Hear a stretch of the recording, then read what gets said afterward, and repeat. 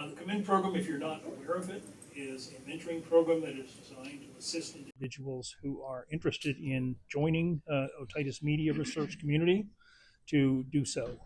And we have a series of mentors and mentees who have been working in the program for about a year. And our first speaker is going to be the architect of COMMeND, Reggie Santos Cortez, and she's going to tell you about the program. Diego might want to say a few words too. Okay. Diego is also one of the PIs on this project. So, well, thank you, Alan. And I'd just like to commend, pardon the pun, Reggie. Sorry, that was good,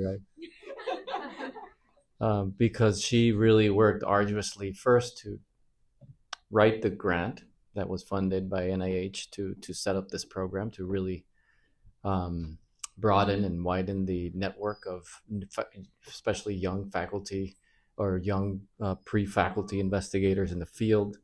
The sweat equity that I know she invested in this was really quite remarkable. Lots of meetings, lots of seeking expert opinion in terms of learning mechanisms, inclusivity, how to make sure that we are appropriately accounting for diversity in our subjects and mentors. And then the follow through after the grant was awarded was really quite an intensive labor. So, in many ways, today is the culmination of that first year and maybe last year, I don't know, of this project, but it's a graduation for a lot of the mentees, and certainly there are mentors in the audience too that also were very integral and donated their time and expertise to the project. So that's all I have to say, Reggie. Thank you so much. It's really you deserve so much for carrying this from conception to operation to now presentation. It's really remarkable. It really, really is. So thank you so much.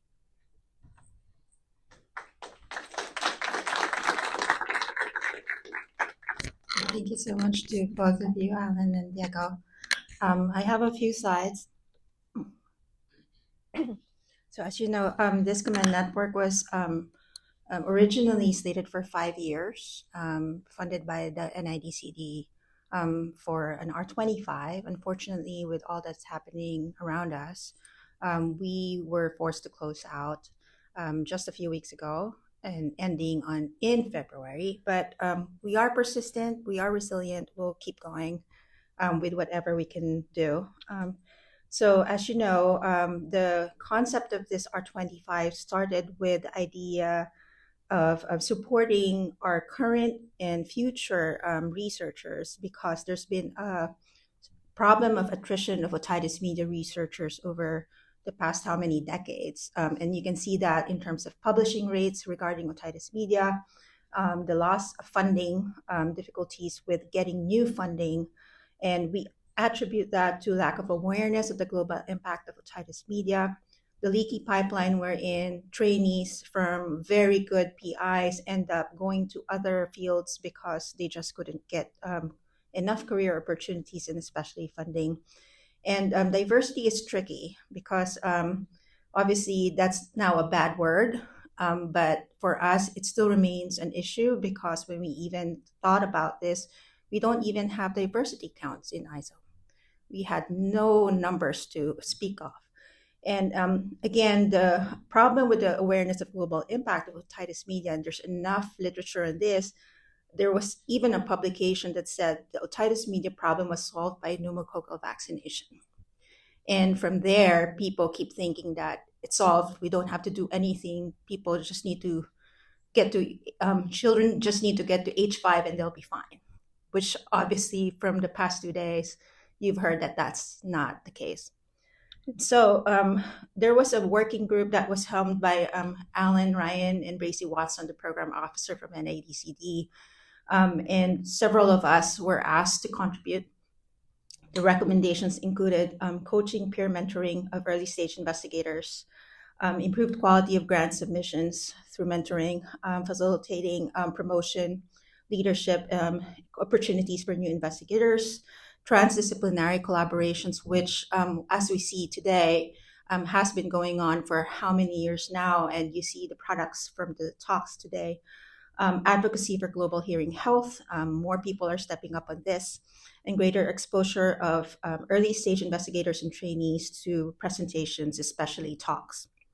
And so from there, we also borrow ideas from other professional societies, network programs, R25s, T32s, and they show that successful programs have one-on-one mentoring, small grants, and career development conferences.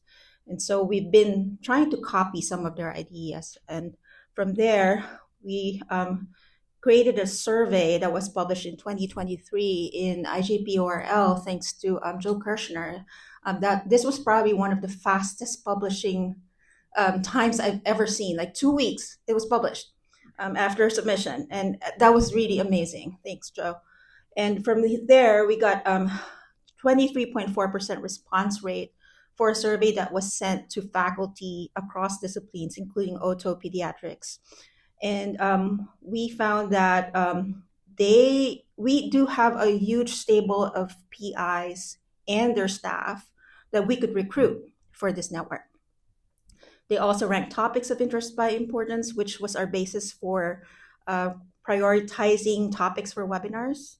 And there was high interest in the network. And so from there, we did submit a grant application, the R25. It closed out, as I said.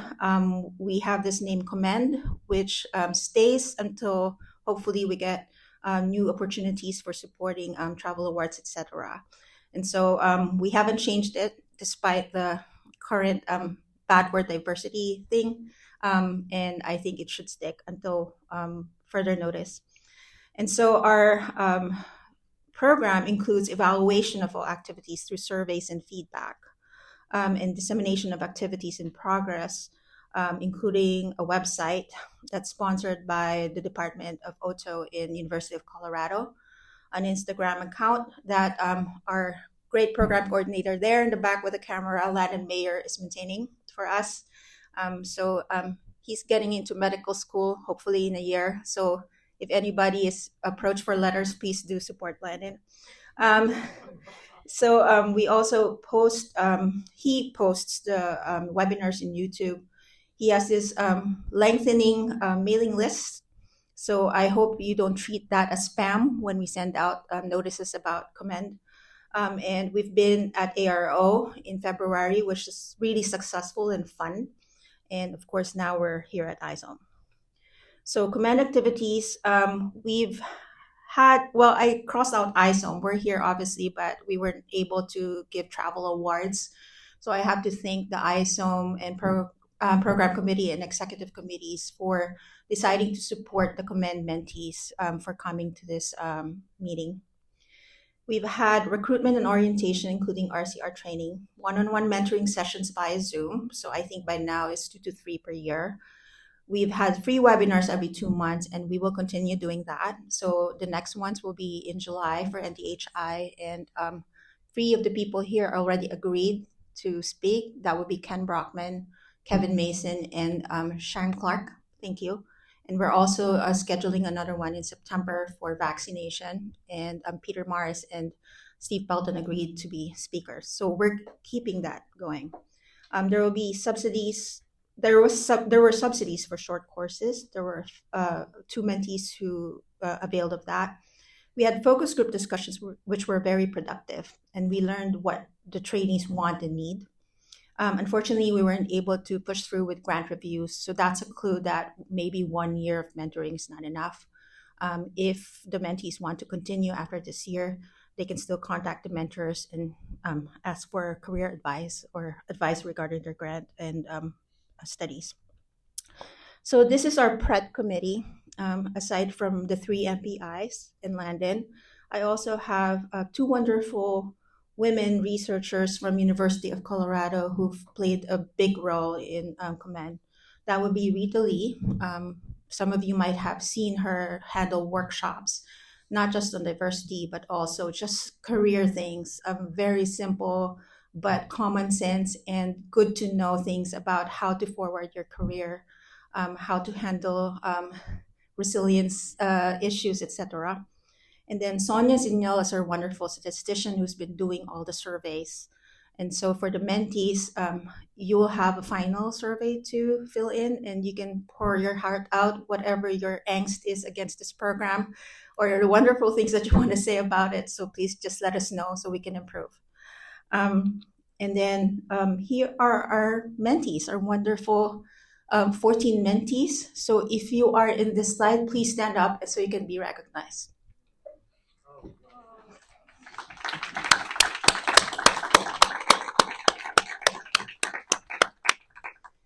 They will be presenting talks today, so I hope you stick around and listen to their ideas and their studies. And then out of our 14 mentees, you can see here what their profiles are. You can see that we have a wide range of trainee or faculty level. We have 11 who are US-based and 3 who are international. So I'd like to thank our international mentees also for making the long trip. Bree from Australia, Jonas and Susanna from Lübeck, Germany.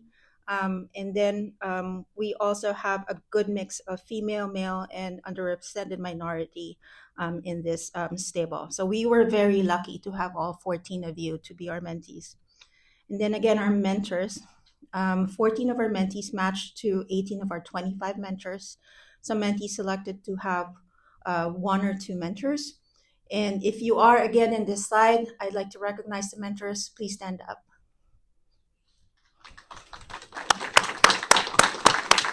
Thank you for all your efforts. We really appreciate it. And I hope that in the future iterations of this program that you would still choose to participate. So we do have some feedback on what have been done for COMMeND. So you can see here that in terms of the mentoring sessions, we did get a passing grade that at least 70% we met the mentee needs completely or mostly.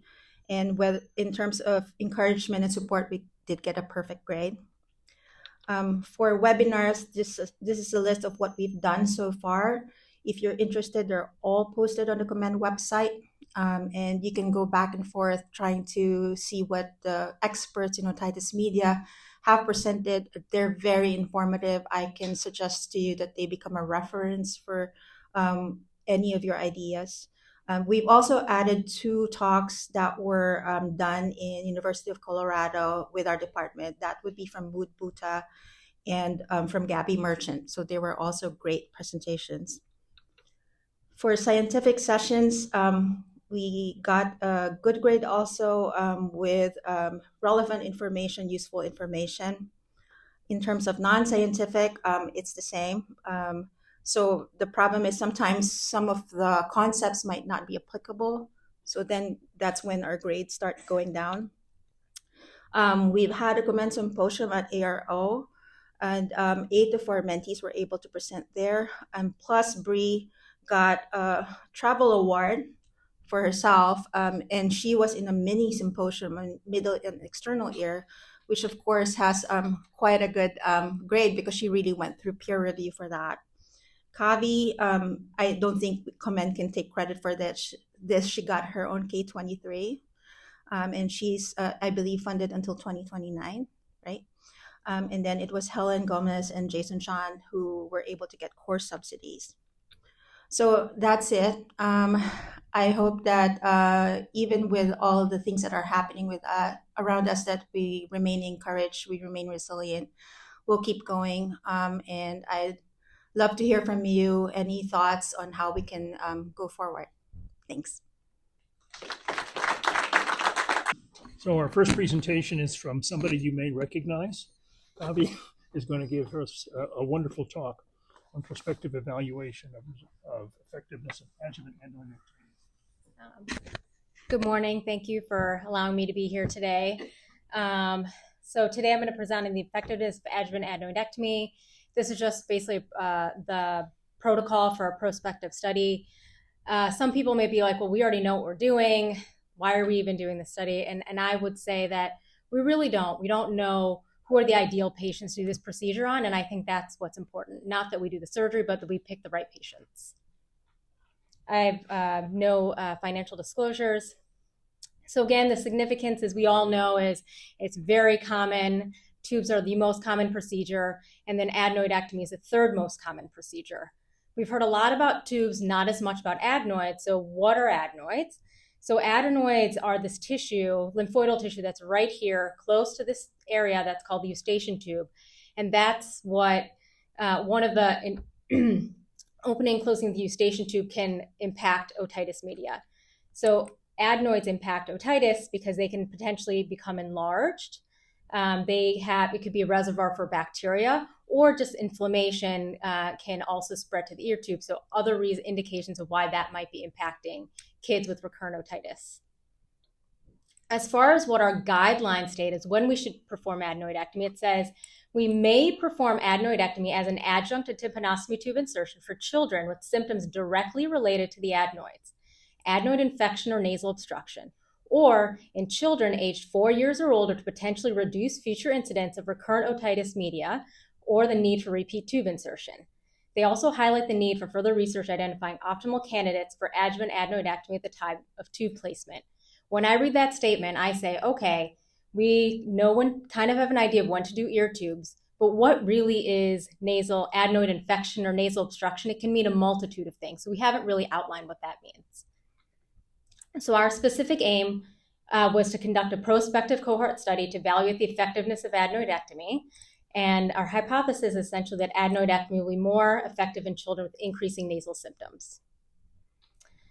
With respect to our study design, we're doing a prospective cohort study evaluating children undergoing adjuvant adenoidectomy at CHOP with a 1-year follow-up. A comparator is nasal symptom severity. Our sample size is about 234 patients. Data collection is going to be through EPIC smart forms and REDCap questionnaires to help standardize data collection.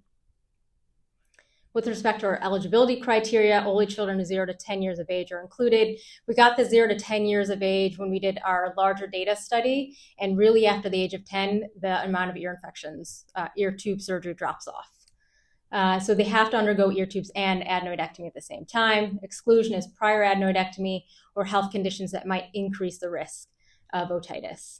Also limited English or Spanish proficiency. From our outcome measures, our primary outcome measure is repeat otitis media surgery. Our secondary outcomes are parent-reported patient questionnaire, OM6, otorrhea episodes or otitis media episodes, OM-specific antibiotic use, and return visits, whether that's clinic, emergency department, or urgent care, that are related to otitis media.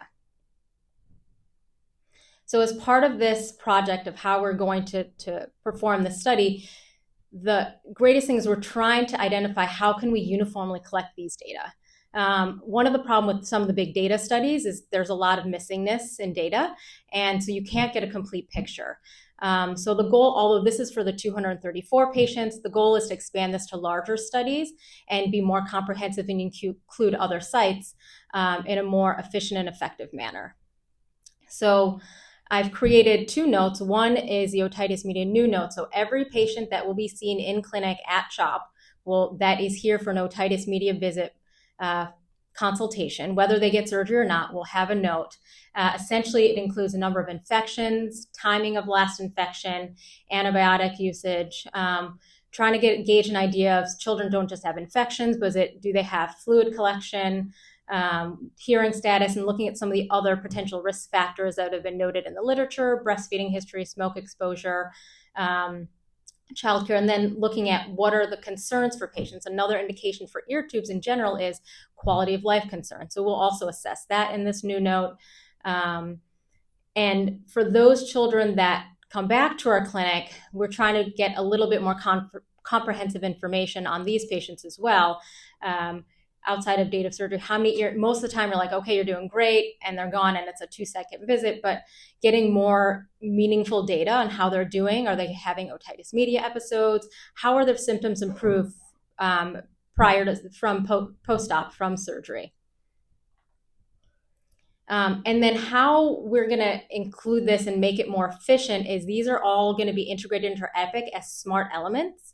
And essentially what that means is instead of somebody going into our EPIC system and manually pulling all these data, we will be able to extract these data into our REDCap database so that we can look at them in that way and not have to have some manual extraction of these data. And again, does it really matter for 234 patients? Probably not. But if we're thinking of doing this on a larger scale, it may be quite impactful. And this is also our ENT, our OR note will also have the findings, the reason for procedure, instrument use, findings, location of tube, so all these little nuanced data. As we showed earlier in our talk, we do have the OM6. Thank you to Tara Giordano, who's sitting in the audience, that has integrated OM6 into our EPIC system. So each family will get these questionnaires as well, looking at quality of life improvement. Oops. Other questionnaires that we have created. And again, these are to help us, a lot of patients that come for adenoidectomy are not the new patients. So although we're collecting all those marked measures in these new patients, we don't have all those measures in the follow-up patients. So we are collecting, we have an initial symptom question that will collect these other measures. It also is helpful because with the new patients, it also identifies any recall bias. We're repeatedly asking some of the same questions. So again, we're also asking about ear infection symptoms, which you don't really get into in our actual note. And some may think, well, why are you doing this? And why are you doing the clinic note? There are a lot, but I guess at the end, we can't overwhelm the initial note because then clinicians will not do this in clinic. So we want this great research tool, and we have to include all these data, but it may be the perfect research tool, but it's really important to make sure it's actually clinically useful. If it's not useful, then it's not a great research tool. The other, we also created a new nasal symptom questionnaire. I know there are things out in the literature. I know Dr. Hoberman published nasal symptoms, but that was more related to patients that had acute sinusitis. This has both obstructive and some potential infection type of symptoms. There's more of this in the adult literature, but on my search, I'm happy for you to tell me that I'm wrong and I haven't searched enough, but I haven't found a good nasal symptom questionnaire in the pediatric population. So I think it's important, since our guidelines specifically state that in kids younger than 4, that this is something that we should be considering. And we have no routine way of considering it outside of just our own clinical understanding. We are also asking questions in regards to financial strain. Socioeconomic status does also impact otitis.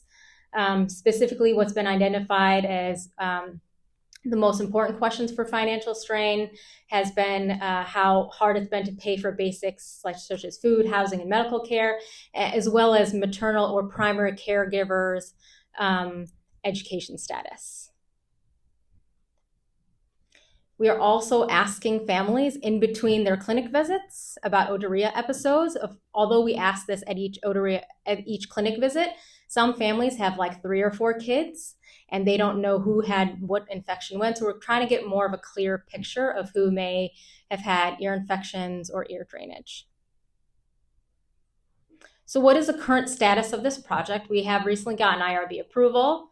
We are still finalizing the EPIC notes to make sure that not only are they capturing most of the elements that we would like for our study, but are also going to be clinically useful and actually used in our clinics.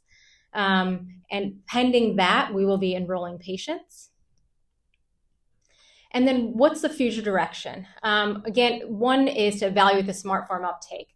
I've listed here, so PedsNet is a large learning health system. We get electronic health record data from the 11 children's hospital sites that are listed here. But these data are what we put in.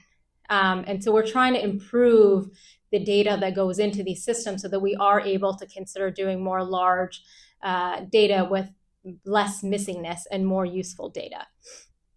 So evaluating uptake of these smart form types or templated notes at these different institutions to see what can be useful in institutions that are less likely to do this. Are we able to use machine learning methods to compare these types of notes? again, identifying the enthusiasm for uniform data collection and using a large language model. So that's what I'm doing. I welcome any questions. Before, I'd really like to thank my amazing mentorship team. I really hit the home run here. Dr. Chris Force is the architect of PedsNet. He's been so helpful and useful. Dr. Tajan is a urologist here at CHOP, who's an expert in clinical trials and is also the head of the Center for Outcomes Research and Surgery. Dr. Diego Preciado, I don't know how much more I can say. He's one of our, leading otitis media researchers in ENT, although he's shaking his head, but he really is. Mitch and Jan are data scientists and statisticians. They're working with the whole CORES team that's helped me with the EPIC notes. Our CHOP research team, Hayden, Terry's here, Taylor, Ashley, some of our APPs. The whole division of CHOP ENT, who's helping me, who's actually gonna hopefully do the notes that I asked them to do. So I have to thank them for that. My COMMeND mentor, Dr. Piccarito, and the COMMeND leadership, Reggie, Diego, and Alan. Thank you for doing all this work and bringing all these amazing young investigators together. Okay, with that, any questions?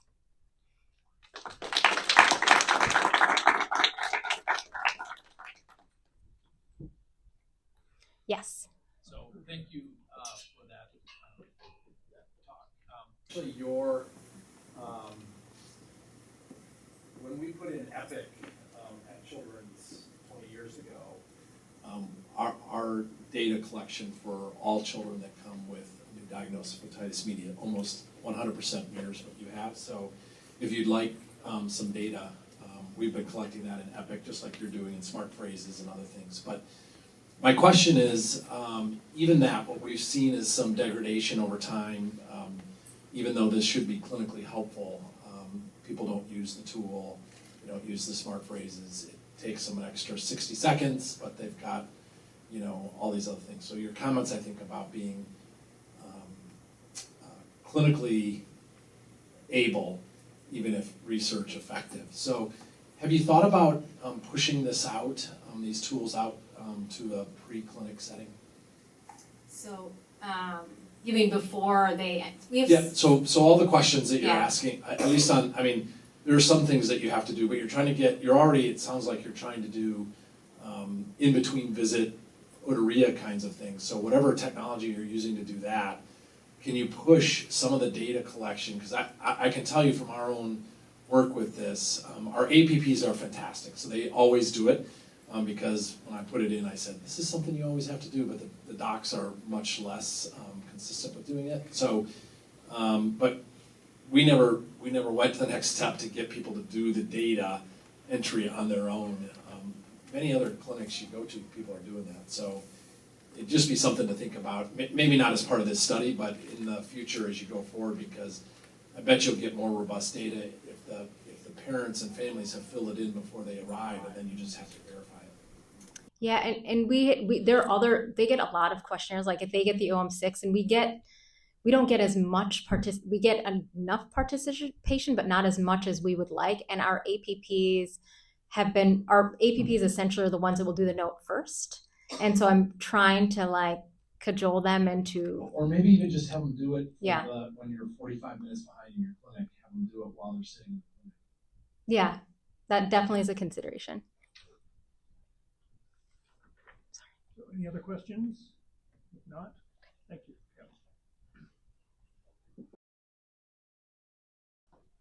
So our next presenter is Mary Marino. She's going to talk to us about the myth of the silver bullet. And I believe that Haemophilus is going to stand in for the vampire. Thank you so much for the introduction, Dr. Ryan.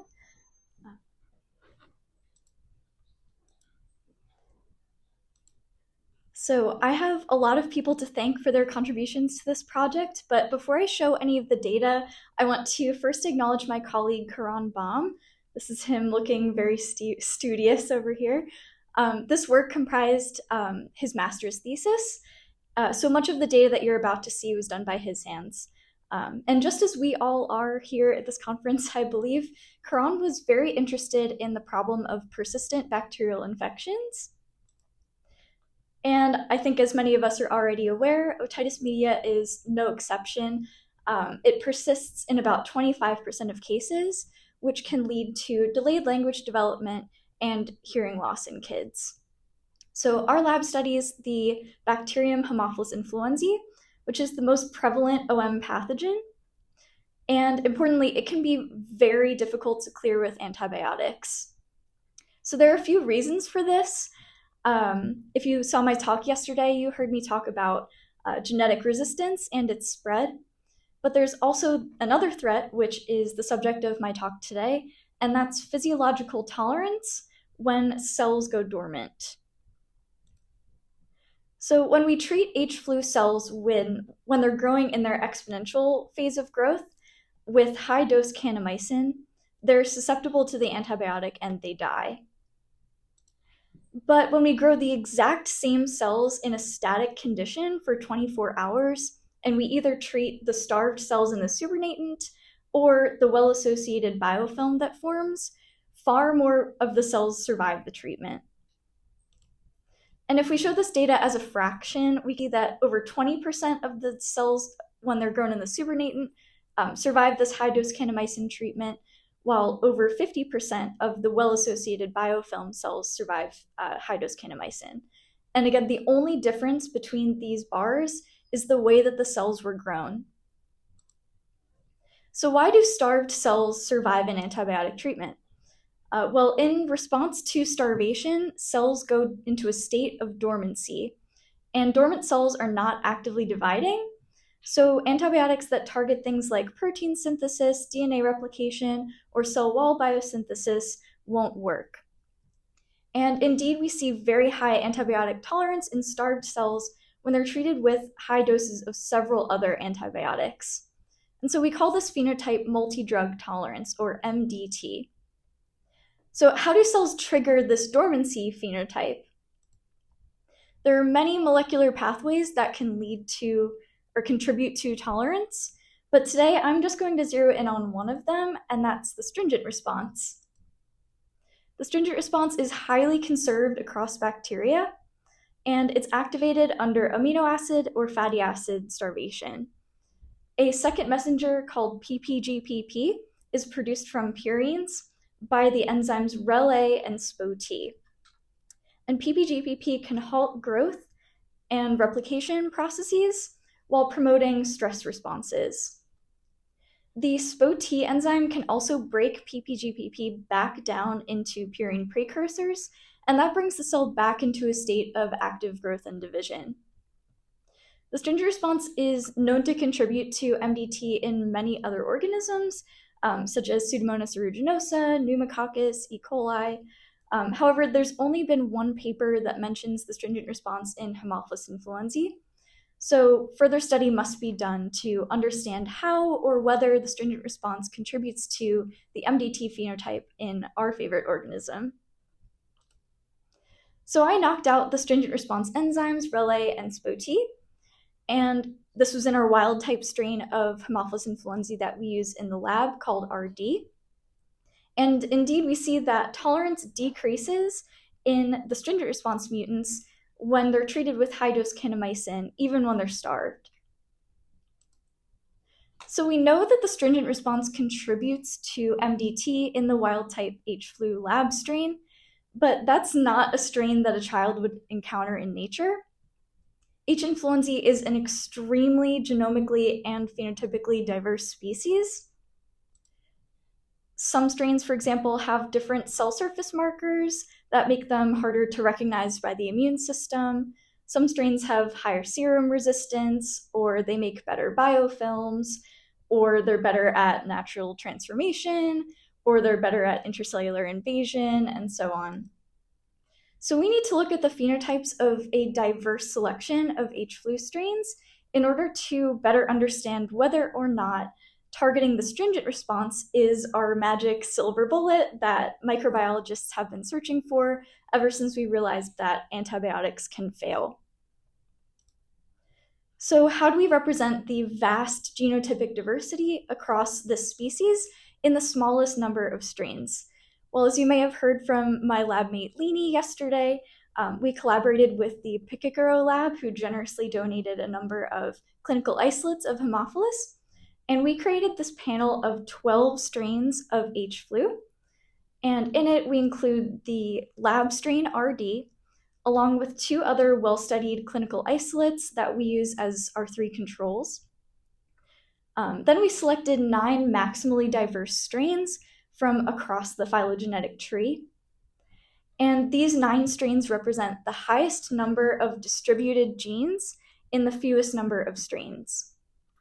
So we know that several phenotypes vary among these strains, but we wanted to know specifically if our tolerance phenotype varied too. So first, let's look at the biofilm phenotype, or biofilm formation phenotype of these strains, since we know that the starvation state promotes dormancy. And as you can see, some strains exhibit high biofilm biomass, like SD537 or SD1474, while others didn't form much of a biofilm at all, like SD1117. We can also measure things like ATP metabolism and supernatant biomass in these starved cultures, and these phenotypes vary across the strains too. So next we wanted to look at how the MDT phenotype found in these biofilms and other starved cells varied across these diversity panel strains. And again, we saw that not all strains behave the same. And not only that, if we use different antibiotics, we see a different pattern. So some strains have consistent tolerance, no matter which antibiotic we use, like SD1474, for example, is pretty tolerant all the time. Some strains are susceptible to antibiotics all the time, like SD1117. And some antibiotics show changes based on the antibiotic that you treat with. SD993 in this blue bar, for example, died when it was treated with kanamycin, but it's highly tolerant to novobiacin and ampicillin.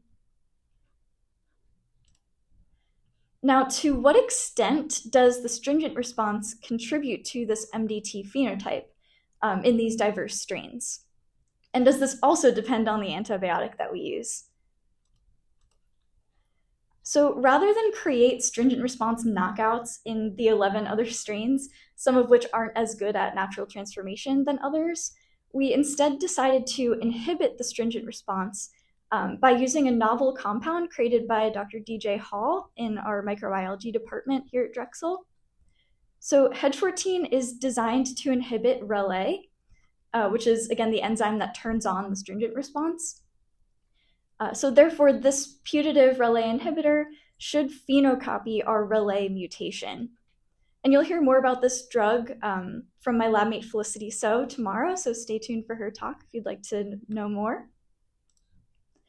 And here we see that when Hedge14 is used as an adjunct with kanamycin, it potentiates the antibiotic, and we observe higher rates of killing in the wild-type RD. However, the amount of potentiation varies between antibiotics in RD.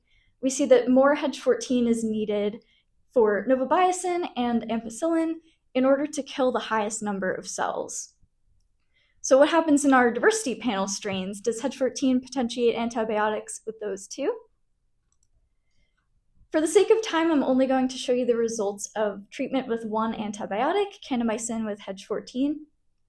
And in this antibiotic, we yet again see variation in the degrees of potentiation. Some strains have greater potentiation of Hedge14 than others. Hedge14 worked really well in SD993, for example, but not so much potentiation occurred in SD989, for example. So these data lead us to come to several important conclusions. First, we show that in the wild-type H. influenzae, starvation indeed induces multi-drug tolerance, as it happens in other bacterial species. But the amount of tolerance varies depending on the antibiotic that we treat it with. We also see varying degrees of tolerance among diverse strains of H. flu. And just as we see in our wild-type strains, it further varies depending on the antibiotic that you treat with. And finally, we observed that the stringent response does contribute to tolerance, but this varies between strains too. So, at the end of the day, will a drug that targets the stringent response be our solution to the problem of antibiotic treatment failure during cases of persistent OM? Is it our magic silver bullet? We show that while the stringent response is a major contributor to tolerance phenotypes in H. influenzae, it's certainly not the only contributor. Therefore, other pathways must be targeted to eliminate the remaining persister cells. And this leads our lab to the question, why is the potentiation with Hedge-14 so variable depending on the antibiotic that we use? The variability in MDT that we observe might be due to the degree to which cells express these antibiotic-targeted processes under starvation conditions. In other words, there's heterogeneity in the cell cultures. It could also be due to the degree to which the stringent response contributes to these processes. So unfortunately, we've busted the myth that a silver bullet treatment exists, but Hedge-14 can certainly be used as a tool to help us understand when we can potentiate antibiotics and when we can't. So we're still one step closer to eradicating difficult persistent infections than we were before. I would like to thank everyone in my lab and the Center for Advanced Microbial Processing at Drexel University College of Medicine. And I would really like to thank everyone in COMMeND for all of their amazing mentorship that they've given me throughout the year and the opportunity to present here today, and a wonderful year. Happy to take any questions.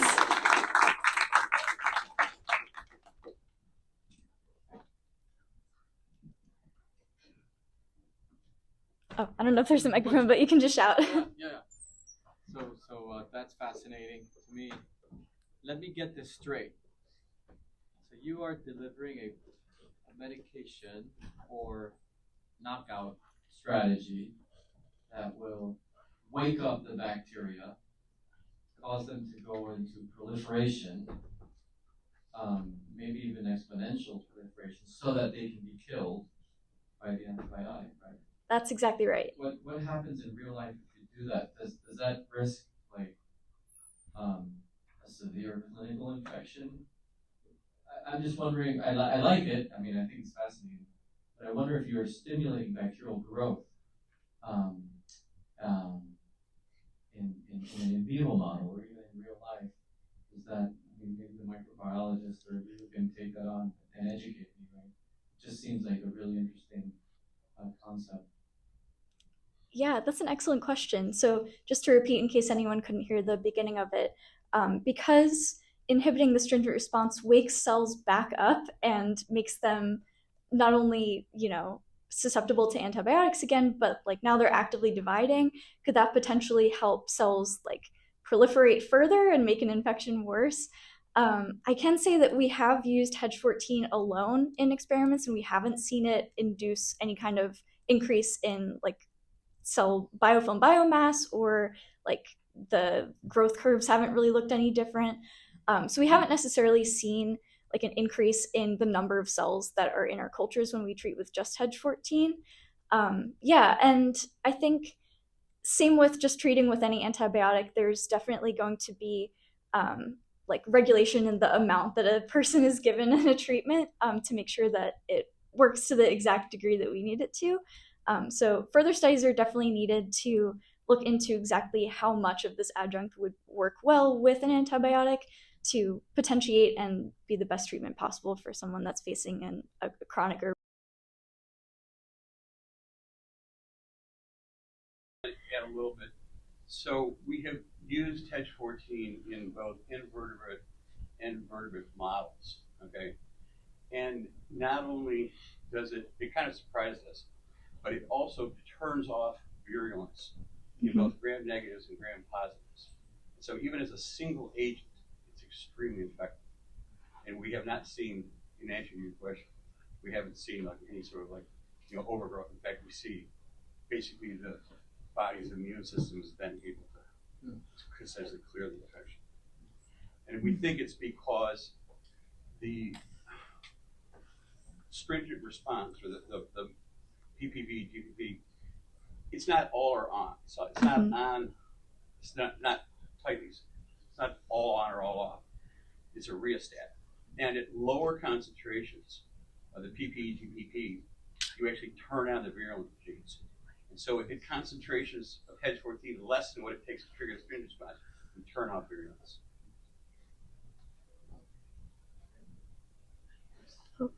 Yes. The question is in regards to how well HEDG14 phenocopies your double mutant. I notice it's only targeting one of the two proteins involved. So when you conclude that it's not the silver bullet, would a double blockade still perhaps be that? That's an excellent question. So at least in Haemophilus, I've created a double mutant, and we don't see too many significant differences in certain like growth conditions between the single and the double mutant.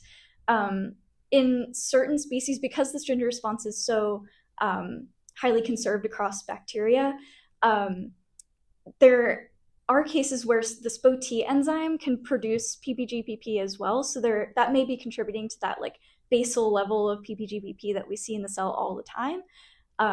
So yeah, definitely something to consider. I think if we only target Relay, there is still the potential for SPO-T to kind of compensate for that loss. But yeah, excellent question for sure. Well, thank you, Mary. Thank you so much. Our next presentation is from Evangeline Williams, and she's going to talk to us about the role of the Haemophilus gene MSF in outer membrane decoration.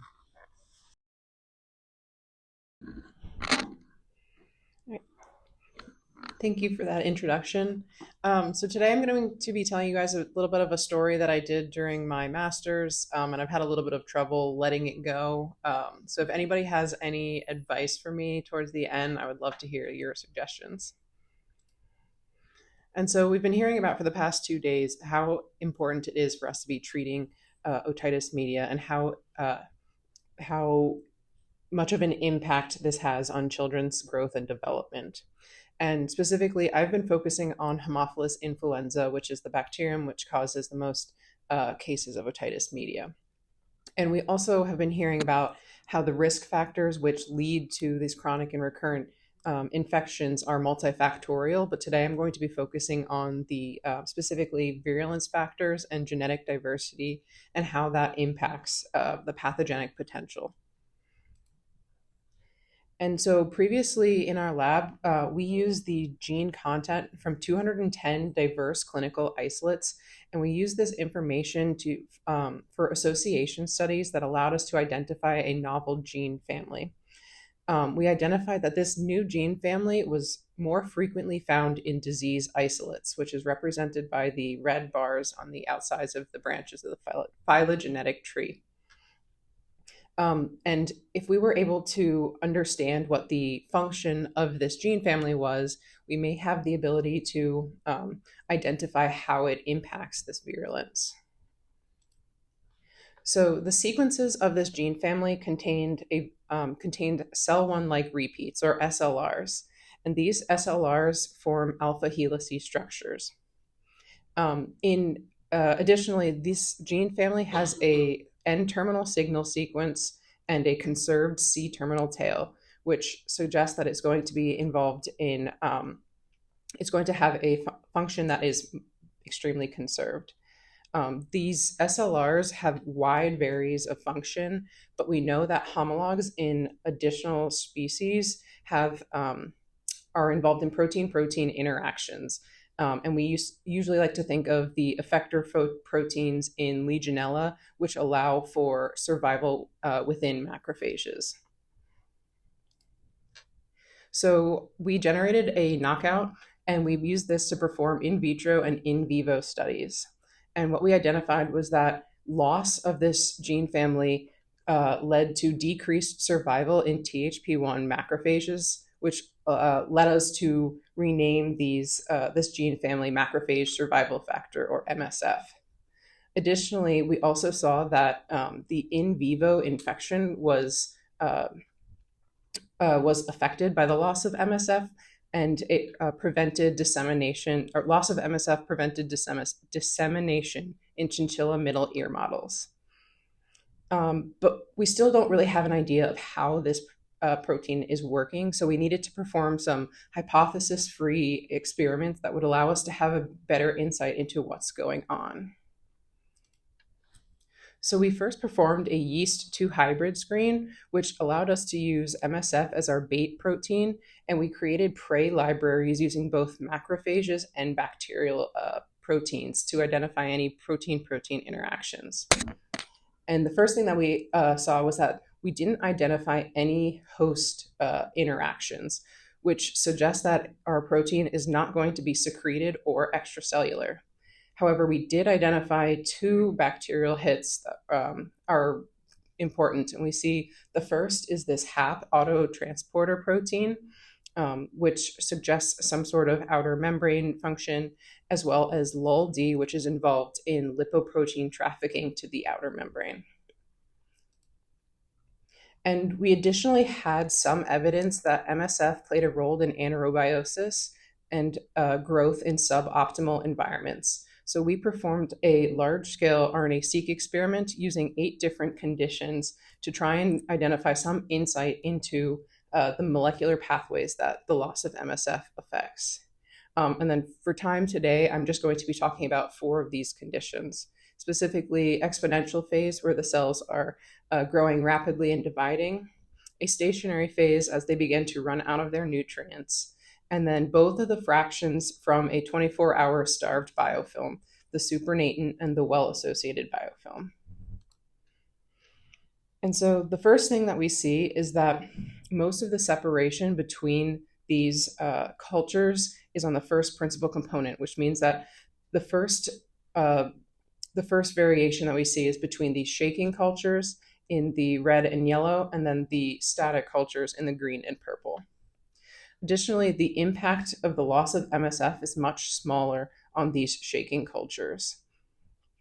And finally, the most important thing that I'll come back to a little bit later is that when we lose MSF, we see that these biofilm and supernatant fractions become distinct. So first, I'm going to go over these shaking culture conditions. And what we notice is that there are very few differentially expressed genes in either the exponential phase or the stationary phase. However, if I want to look at just the consistent changes in gene expression, I see that there's a total of 5 DEGs, or differentially expressed genes. And interestingly, the first 2 most downregulated genes are HIA and a YAD-A protein.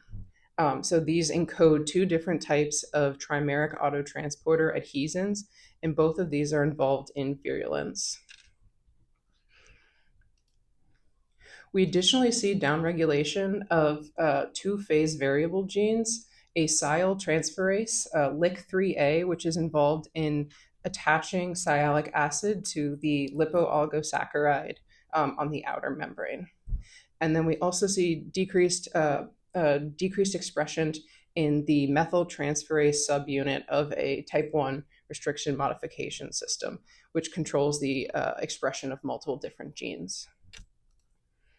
And our single upregulated gene is a putative effector protein of the murine hydrolase, a SID-A LRGA family protein.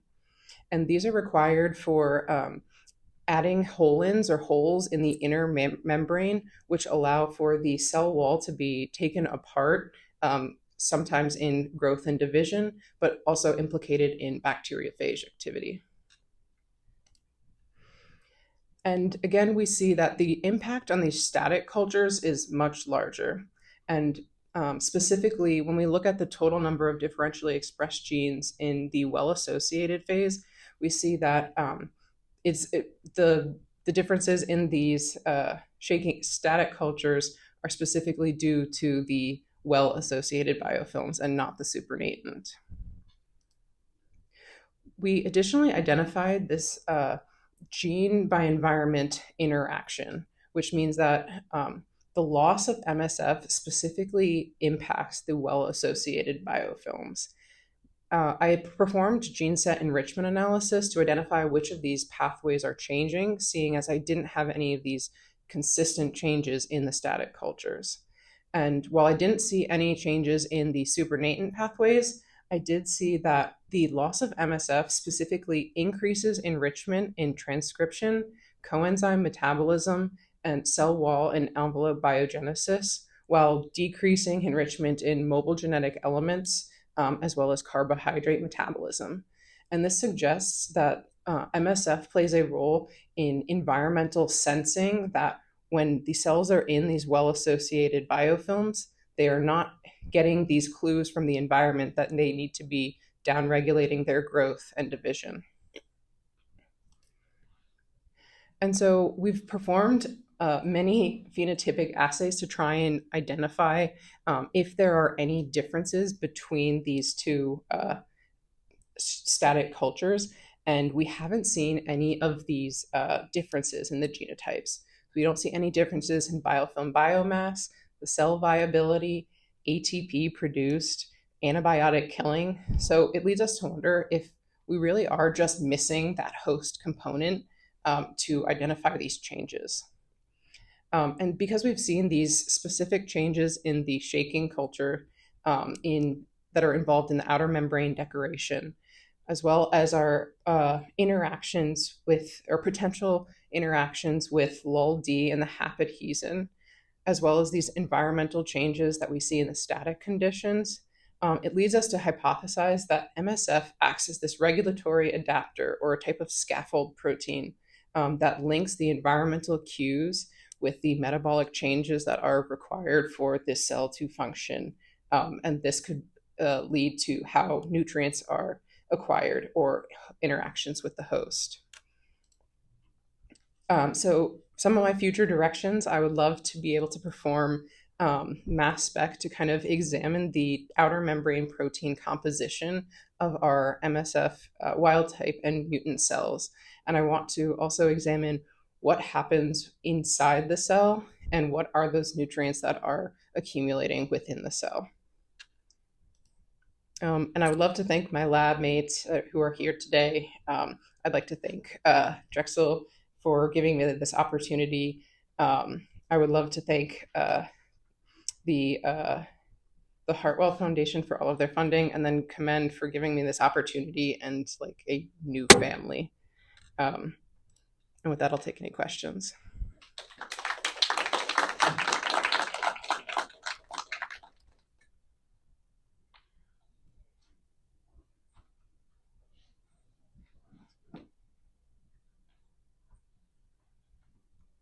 That was really interesting. So in your search for the phenotypes of the animals, did you also look after growing in the macrophages? So the question was if we've been looking at any of the macrophages. We haven't specifically at Drexel. A lot of this information is kind of like I acquired it as I got here and was already performed. I had inquired about doing co-culture with macrophages, and not many people in our department want us to put bacteria in their tissue cultures. So no, I have not. I would love to see what's going on because I have this kind of hypothesis that there's a trade-off between this immune mimicry and surviving within the biofilms.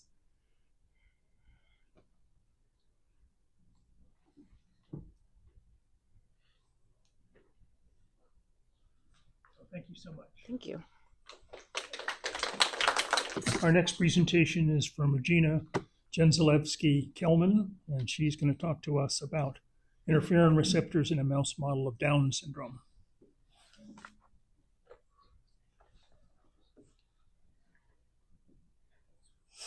Hello, everyone. Good afternoon. So today I'm presenting our first results of this project that evaluates otitis media and hearing loss in a mouse model of Down syndrome. Down syndrome is the most common chromosomal anomaly in humans and affects 1 in 700 births in the United States. And it's a genetic disorder, as we know that it's most of the cases a result of a presence of a third extra chromosome 21 instead of 2. And this extra chromosome, it's a small, but the chromosome 21 contains several key genes that are involved in brain development, immune function, and oxidative stress. And this extra copy brings 230 additional gene products and increase the encoded proteins in 50%. So there is an increase in oxidative stress, chronic immune activation, and the neurodevelopment abnormalities. And just to highlight, this chromosome include genes like APP, SOD, and FNRs. So this extra chromosome brings a range of physical, cognitive, and health-related features that Down syndrome people develop. So we have an increase of Alzheimer incidence, 25% more, 25% times more autoimmune disorders, 6 times more respiratory infections, and we see also up to 78% of conductive hearing loss in children with Down syndrome. And when we look at other developmental delays and conditions, in Down syndrome, they have 3 times higher incidence of chronic ear disease and secondary hearing loss to chronic ear disease. And one of the main causes of the conductive hearing loss, it's otitis media. And in Down syndrome, it affects 70%, almost 70% of the children in their first year of life. And the incidence of otitis media is still higher than in a typical population. When in typical children, we start to see a decrease of the otitis media, the presence of otitis media. And the causes are multifactor, but it's pointed out that mainly it's because of the craniofacial abnormalities, mostly represented by midfacial hypoplasia and hypotonia that can affect the eustachian tube function, and the immune dysregulation that affects both adaptive and innate immune systems. And a lot of studies shows that the Down syndrome population presents a chronic state of autoinflammation. So the baseline of several immune pathways are constant activated in those children. So we have a lot of variables, and otitis media and hearing loss, they're just one of the phenotypes in Down syndrome. So this big puzzle, it's hard to be studied just in humans. So we have alternatives to try to study each phenotype, which are the mouse models. So we can explore specific genes, and we have an experimental control environment to understand what is happening. And also, animal models can let us proceed with invasive procedures as well. So mouse models, they have syntenic regions in 3 different chromosomes that corresponds the chromosome 21 in humans. So we have a larger portion in chromosome 16 and two small portions in chromosome 10 and 17. In chromosome 16, we have 153 genes, including genes that, as I mentioned before, that are associated with immune response. And to study the middle ear inflammation and the hearing loss, we chose the DP16 model, which is a mouse model that have a triplication in the chromosome 16 and carries 120 genes that are orthologous to the human chromosome 21. And as phenotype, these mice, they develop craniofacial hypoplasia and also develop otitis media spontaneously. And a study published in 2023 showed that when the authors rescue the dose balance to 2 copies of the interferon receptor locus, they rescue some phenotypes, and for the craniofacial features, they have a partial rescue. So it brings us the question that if the IFNR locus could be related to the otitis media and the hearing loss development. So our research group decided to study this. So we perform a very simple experimental design. We have 3 groups: the wild type, the regular DP16, wild type, regular DP16 with 3 copies. And we have a 3rd group that has the 2 copies of the interferon receptor locus, but it's not exactly like the wild type. We have the duplication part, but we correct the dosage balance. And for these 3 groups, we perform auditory tests and histology to evaluate the hearing loss and the presence of otitis media. For the ABR tests, we evaluate mice at 2 and 4 months old, and we evaluate DP16 and the wild types. And at 4 months old, we can see a statistic significant difference. So we have a threshold shift in 4 months old that is statistically significant. And when we analyze the mice with the IFNR dosage corrected, we see the same pattern as the DP16. So we see a decrease of the hearing of these animals. For the DPOEs, we can see higher threshold at 2 months old.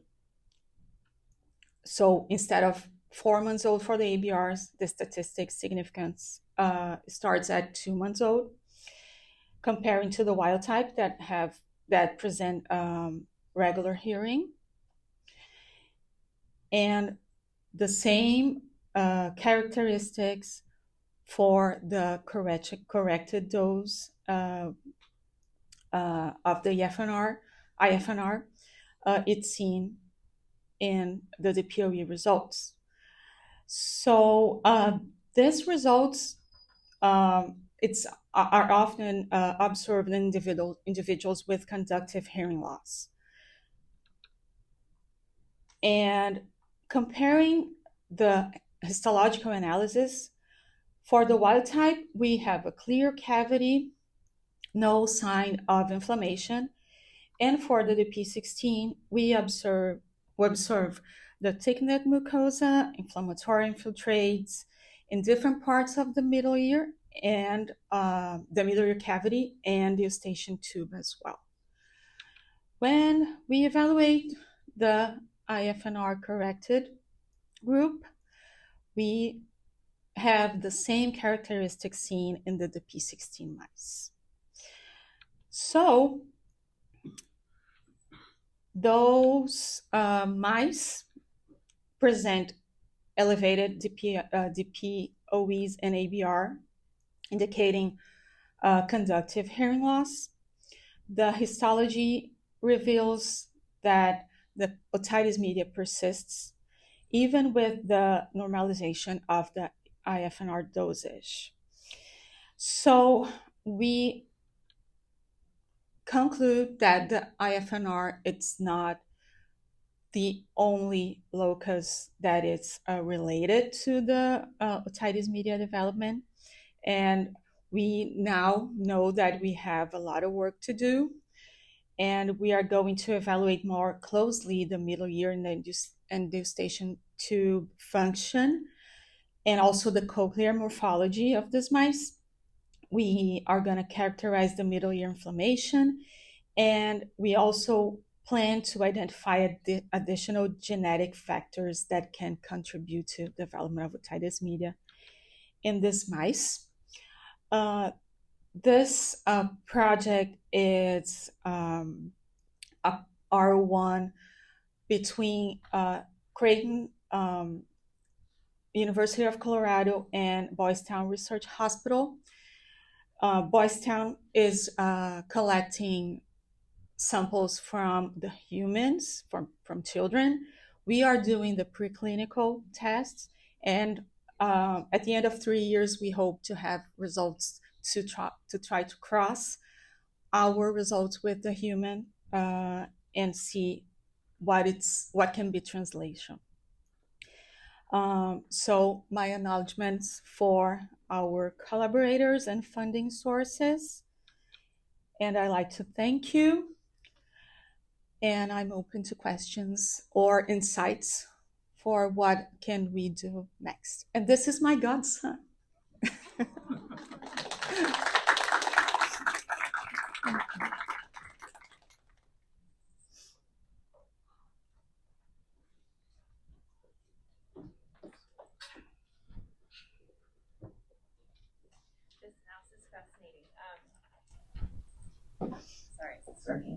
This mouse is fascinating. So I'm wondering 2 things to try, maybe. You're relying on whatever's in the mouse to cause the spontaneous otitis.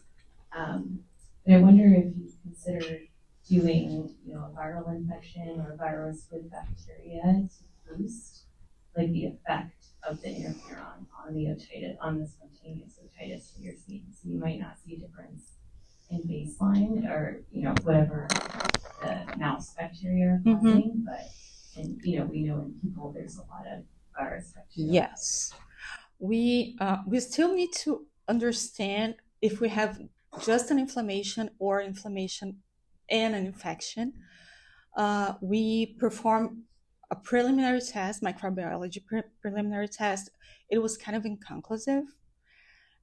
So we are gonna try to initially characterize that and then go deep depending on the direction it goes. Yeah. Introduce some pathogens. Yeah. The other question I had was, I don't remember with the it's something IL-10 receptor, or is another of the genes that are affected in the trisomy. So I wonder if and it's connected to the impact of the interferons. So if the interferon rescue isn't having an effect because the IL-10 is still. Yes, it's tricky to try to find an answer in one gene because it's multigenic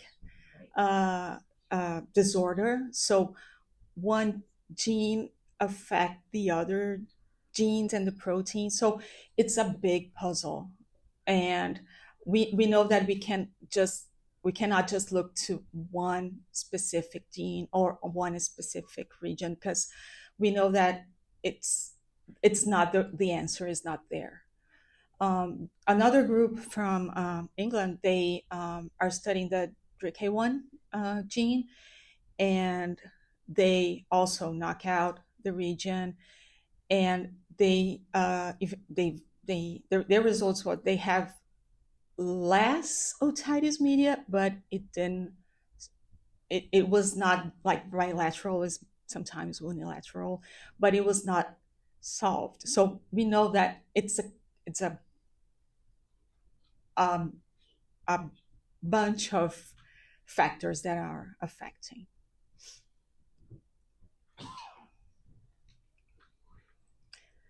Thank you so much. Thank you for that great talk. Next, we have Dr. Hill, the A2ML knockout mouse model as a model for chronic otitis media. They're just saying your findings. Thank you. Thank you for the introduction. I am one of the T32 research residents at University of Colorado in the Santos Cortez lab, and I'm excited to tell you about one of my projects characterizing the A2ML1 knockout mouse model. A brief outline for today. We're first going to just talk about a little background and significance. We'll then jump into ABR results. Then I want to discuss some gross anatomy and histologic findings. And then finally, we'll discuss future directions and some conclusions for the project. So last year, our lab published findings demonstrating that the A2ML1 knockout mouse serves as a strong model for non-syndromic otitis media. It exhibits hallmark characteristics such as middle ear effusion, perforation, sclerosis.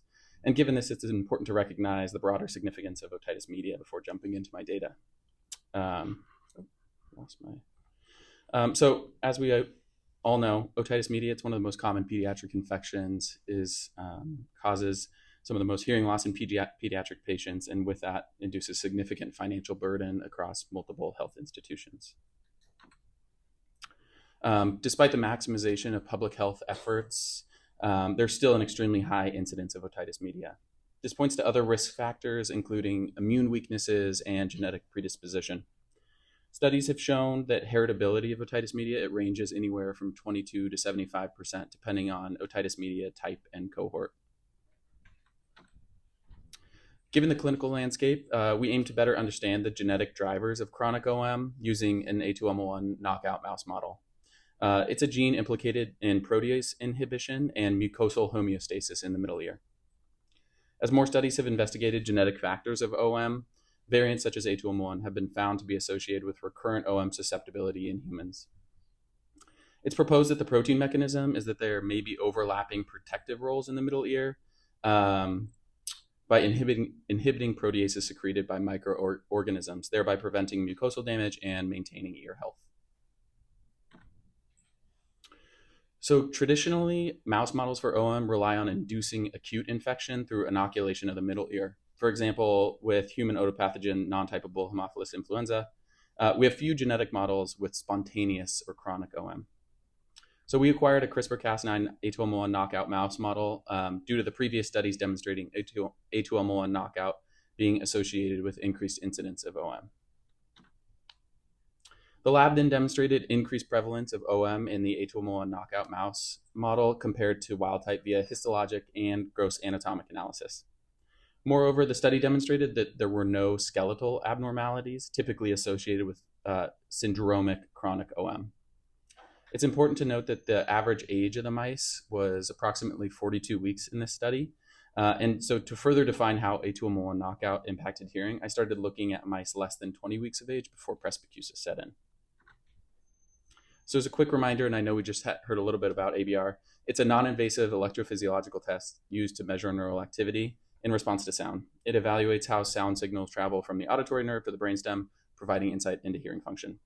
There are distinct peaks in neural activity reflecting different points along the auditory pathway. So the main objective is to determine whether A2ML1 knockout mice develop chronic OM and whether this leads to a measurable hearing loss as assessed by ABR. Focusing on age again, because as we know, chronic otitis media is progressive. And we hypothesize that older mice, closer to 20 weeks of age, will exhibit more severe auditory deficits. Age-based comparisons also allow us to assess when and how hearing loss develops. And finally, again, this is a spontaneous, non-inoculated model. Unlike bacterial inoculation models, A2M1 knockout mice develop OM spontaneously, allowing us to examine disease progression without external infection variables. So diving right into the ABR results, we didn't see any significant differences in thresholds when comparing wild type in black to A2M1 knockout in gold. Interestingly, we did see that there was the largest difference in that 4 kilohertz range, which is actually the frequency which A2M1 patients also have differences in hearing levels. Despite not seeing a significant difference in ABR thresholds following ABR testing, I examined the middle ear bulla. There were noticeable changes suggestive of OM in the homozygous knockout mice, things like perforation, effusion, and sclerosis. In addition to significantly more gross anatomic findings of OM in homozygous knockout mice compared to wild type, we also saw these changes on a histologic level. Our knockout mice exhibited tympanic membrane perfs, sclerosis, and effusions, which all mirrored features of chronic suppurative OM in humans. Although we didn't detect statistically significant changes in ABR thresholds, I was still somewhat surprised given the substantial gross anatomic and histologic differences between the wild type and homozygous knockout mice. This discrepancy led me to investigate whether inner ear pathology might be contributing to the lack of clear ABR differences. However, on histological analysis of the inner ear, I didn't see any significant structural abnormalities of the cochlea or hair cells. This project is definitely ongoing. We're doing comparative analysis of middle ear mucosa from A2M1 knockout mice compared to wild type. The goal is to identify molecular pathways associated with chronic OM pathogenesis, doing high-resolution profiling like proteomics. I hope this will offer some insight into downstream effectors of A2M1 loss, and then hopefully in the future, it can reveal some novel biomarkers or therapeutic targets. So conclusions and takeaways. ABR showed lower frequencies are most affected, but no significant differences. Early stage OM may not immediately cause measurable hearing loss, and it could also be compensatory mechanisms, could also be maintaining hearing sensitivity. ABR being negative just further proves that this is not a Noonan-associated gene. It's just a conductive and not sensory neural hearing loss. From a pathophysiological and histological insights, middle ear pathology observed was significantly different in addition to histologic analysis in the middle ear, but no significant differences in the inner ear. And finally, just validating the model, the functional deficits and structural abnormalities supported the validity of the A2M1 knockout mouse as a model for studying chronic otitis media. There are limitations to the study, some being that microbiome influence wasn't investigated, and neither were molecular mechanisms, but these are ongoing. In addition, there are other hearing tests that we could technically look at, like OAE and TIMPS. So finally, key takeaways, the A2M1 knockout mouse model reliably develops spontaneous, non-inoculated chronic otitis media with gross and histologic changes localized to the middle ear. Early auditory testing also showed trends towards low frequency hearing loss, but additional data should be collected to draw definitive conclusions. An analysis of the middle ear mucosa is underway to uncover molecular mechanisms of the disease, hopefully offering translational insights beyond the current clinical practice. Huge thank you to the Santos Cortez Lab, to Landon, to Helen Gomez, in addition to Dr. Green, Dr. Tolan, all of our funding sources, and just a big thank you to the COMMeND program. It's been a great year and incredible mentoring. And thank you, and I'll take any questions.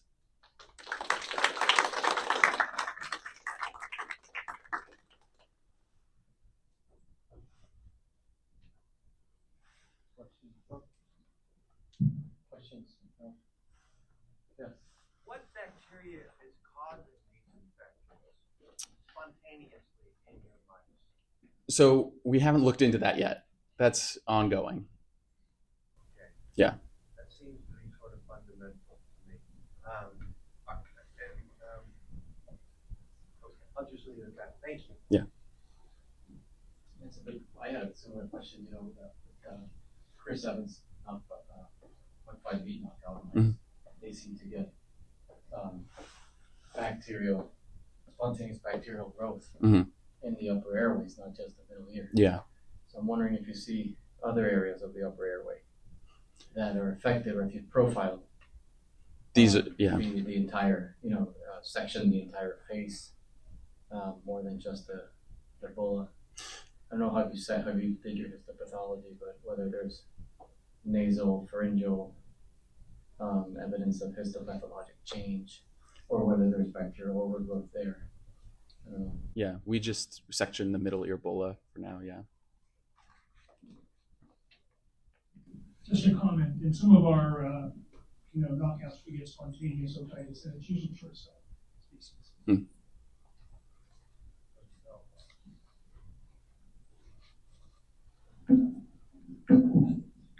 Great, thank you so much, Dr. Hill. All right. Gomez, or soon to be Dr. Gomez. She'll take the promotion. You're promoted at the end of COMMeND. Role of MUC5B overexpression in middle ear pathology and otitis media susceptibility. Hi everyone, my name is Helen. I'm from the University of Colorado in the Santos Cortez lab, and we're going to talk about MUC5B. So, as we know, as we've heard, mucins are responsible for that gel-like characteristic of the mucosal middle ear fluids, predominantly in chronic otitis media fluid, and MUC5B may be the reason why the chronic otitis media fluid is so viscous and why glue ear infusions at times do not readily clear.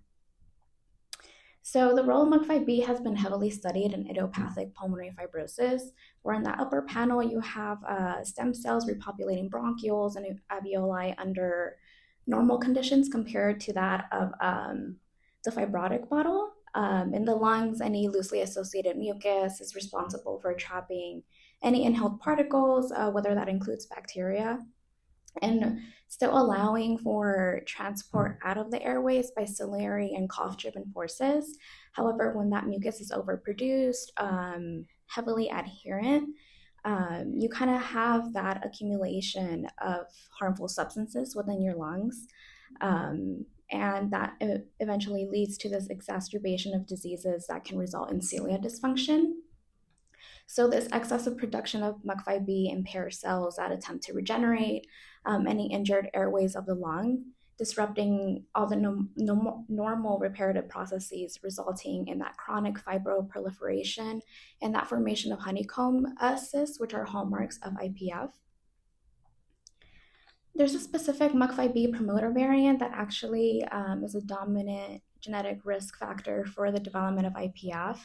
It accounts for 30 to 35% of the risk of developing IPF and has a minor allele frequency of 8% across multiple populations, so quite common.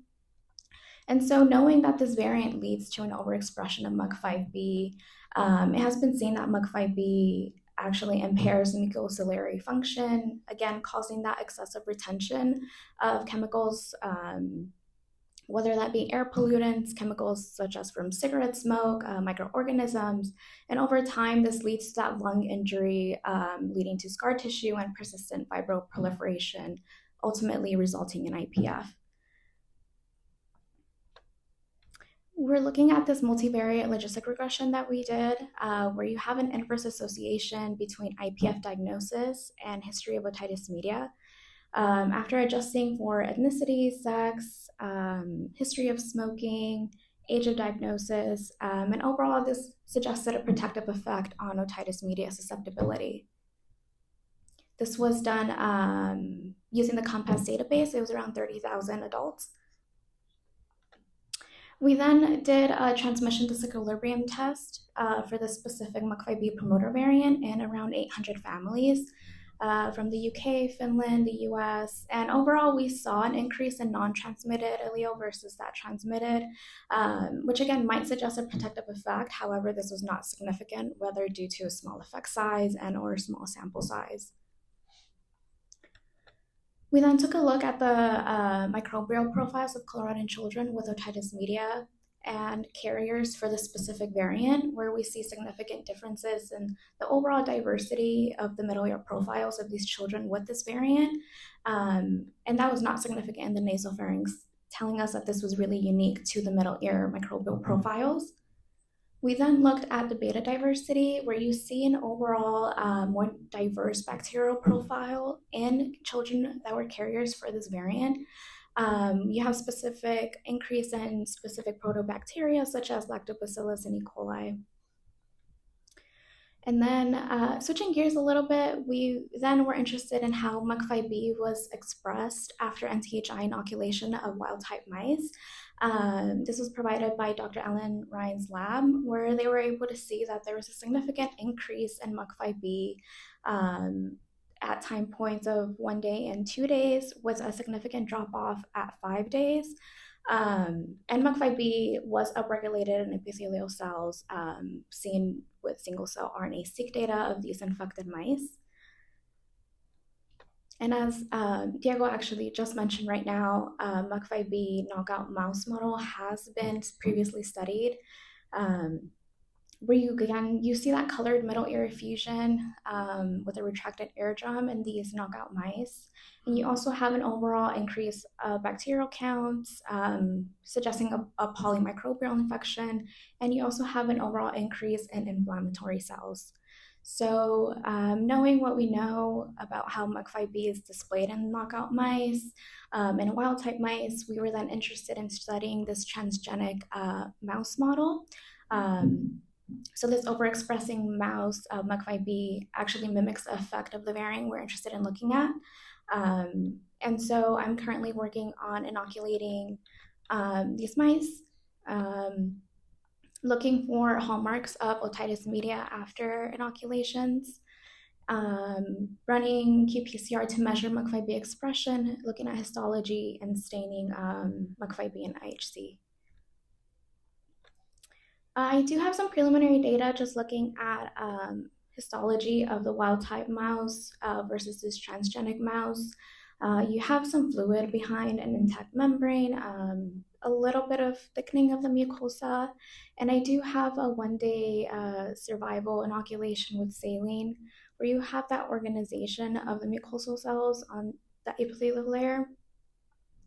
We then wanted to verify that MUC5B was being expressed in the middle ear of these mice.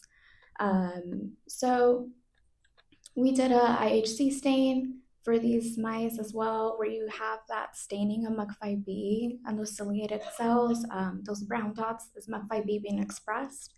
And we were able to see this for all the mice, whether they were wild type or transgenic. And so currently I'm working on measuring the MUC5B expression in the middle ear, running qPCRs, carrying out these NTHI inoculations in these specific transgenic mice. There are some limitations. I am looking at scenarios of 1 day, 2 days, and 5 days survival. So this might not reflect a chronic otitis media infection that usually go on longer than 5 weeks. And these MUC5B transgenic mice do display features of IPF. So there have been some difficulties with live surgeries and other factors that these mice may encounter that I'm not considering. But with that, I'd like to acknowledge everyone in the Santos Cortez lab, everyone at Colorado that has helped with this project, Ellen and Arwa at UCSD, and COMMeND. Happy to answer any questions.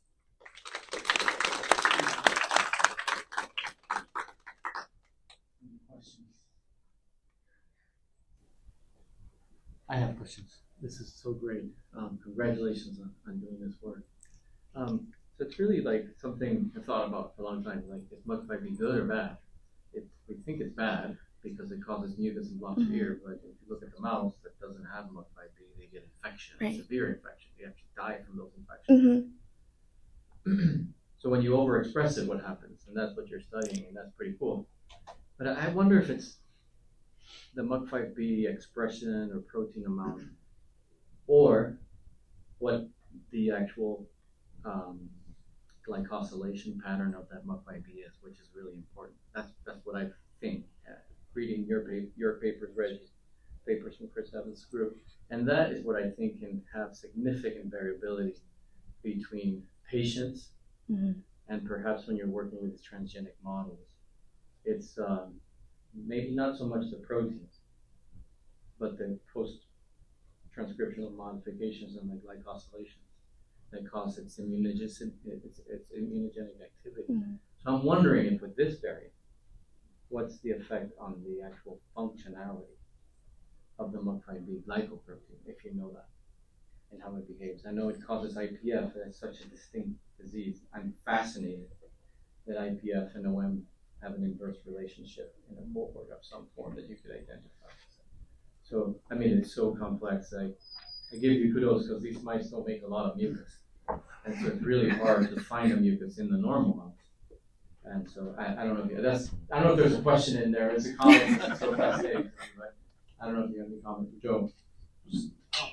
Just to follow up with that, so you're barking up the right tree. We showed in humans that if you look at the human middle ear samples, so as mucoglycoproteins are being made, it's the tandem repeats that are really important, right? So, and there's polymorphisms within humans about the tandem repeats, and so the theory is that the longer tandem repeats make it stickier. So depending upon what your polymorphism is as a human, you may be predisposed to not only a larger but a stickier MUC5B. We weren't able to really dissect that in humans because it's hard and it takes a lot of samples to actually show significance. But I think those are good questions to answer, and you could look at the tandem repeats that are in that expression and sort of do that analysis as the protein is sort of mucoglycoprotein is fully formed. My old mentor taught me that the central tandem repeats have the O glycosylation groups, and those are sialylated. And the sialic acid makes it. So I totally agree with you, Joe. And so I don't know what's the phenotype of that type of protein. I just had a question about the variant itself. Where is the variant relative to the gene? It's at the beginning of the gene. Oh, it is. So Yeah, it's a yeah. promoter. It's a promoter, yeah. Okay, thank you. Promoter. Thank you. Sorry. Thank you. So next we have soon-to-be Dr. Stephen Shaw. You're promoted too. Thank you. Wonderful. Type 1 interferon signaling enhances strep pneumo. Thank you so much, Stephen. Thank you. I'm using this one, right? Yeah. Okay. Maybe I'll go with this. Oh, sorry, you don't need that microphone. Yeah. There you go. I mean, choices.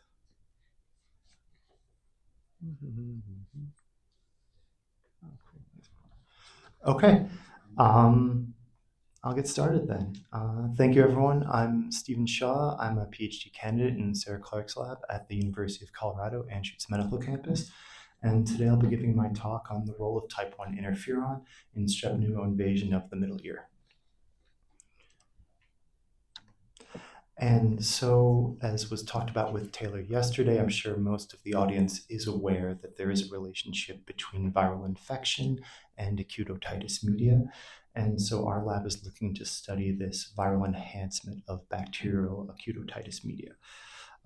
And so this is why we're focusing on type 1 interferon, is because viral infections will activate a type 1 interferon response. This is done through numerous ways. One is through when the virus enters into the cell through the endosome, its nucleic acids can be detected by TLRs like TLR3, 7, and 8, as well as cytosolic sensors such as RIG-I, MDA5, c-Gas sting pathway. This will result in a type 1 interferon response that will alter the cellular profile and then recruit a specific immune response to this.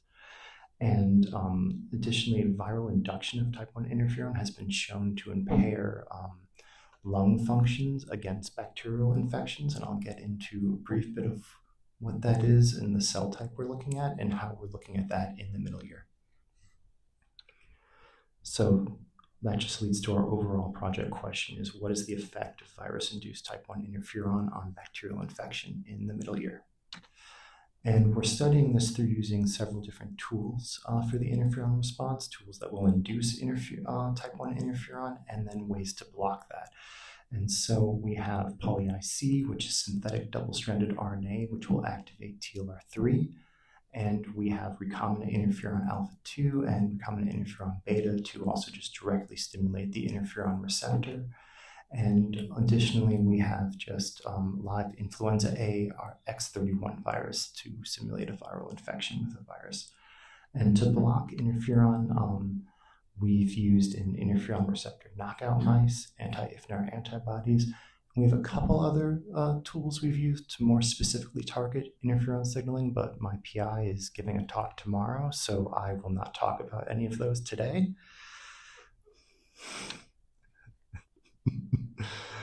Just to get really quickly then into the data right away. Really quickly into that. Using strep pneumos 7F, we have seen that in mice given poly-IC or no poly-IC, and I'm just trying to not lose the microphone. What we see is the mice with no poly-IC have a lower load in CFUs, colony-forming units, in the middle ear compared to when we give poly-IC. And then just to go into my mouse model, we're looking very early on the infection. The mice are infected with strep pneumo plus or minus poly-IC, via an intranasal inoculation, and then 24 hours later, we will euthanize the mice, harvest the middle ear, do a nasal lavage, and then look at the bacterial burdens in the nasal pharynx and in the middle ear cavity. And we also, through a collaborator, have shown that poly-IC is sufficient not just for strep pneumo for this enhancement, but we've also seen this in Haemophilus and Morcella. So that previous data just showed us there was an effect with poly-IC, but we really want to focus in on type 1 interferon. So to look at how important interferon is to this, we went about blocking interferon. And so we blocked interferon, type 1 interferon signaling using our interferon receptor knockout mouse line. So in this experiment, we have our wild type mice with poly-IC, and our IFNAR mouse line with poly-IC. And what we see is that while we get this enhancement with the wild type LAC6 mice with poly-IC, the IFNAR mice will resemble more with the wild type infection. So the enhancement goes away. And then we did an additional experiment where we just use anti-IFNAR antibodies. So one group got isotype control plus poly-IC, and another group got this anti-IFNAR antibody plus poly-IC. And we see again, when we've blocked interferon signaling, this enhancement with poly-IC goes away, showing that the interferon signaling is required for this poly-IC induced enhancement. So this is just going to get us into then more of the immunology of how type 1 interferon is impacting the immune response in the middle ear, and we're going to focus in on neutrophils. We're focusing on neutrophils as this is a very early on infection, and neutrophils are going to be one of the first cellular types of immune cells that's going to reach the infection. And it's previously been shown in the lungs that interferon, type 1 interferon signaling can result in a reduced neutrophil recruitment to the middle ear. However, data that I'm not showing today that our lab has shown is that there is no change. So the neutrophils are still getting up into the middle ear with or without interferon signaling. So we're really going to focus in on the functional capacities of neutrophils to see if there is a difference in their function as they're all getting there. And so we're going to look at two particular activities for neutrophils today. There's three major ones. There's degranulation, but we're going to focus for my talk on phagocytosis and on mitosis. So I'll first start with phagocytic potential of how interferon's affecting that, and then I'll get into mitosis. So to start getting into phagocytic activity first, we decided to look at neutrophil activation. And to do that, you can look at neutrophil production of TNF-alpha as a marker of neutrophil activation. So activated neutrophils will produce TNF-alpha. And what we see is that in the mice, the LAC6 mice that are given poly-IC, via flow cytometry, we've looked at the percent, and as the total cells, you see a reduction in the TNF production, neutrophils producing TNF-alpha for both of those. So this is a phenotype, which is wonderful, but how this connects to phenotype with the CFUs is important as well. And so why this TNF matters is this TNF alpha production is correlating to neutrophil clearance.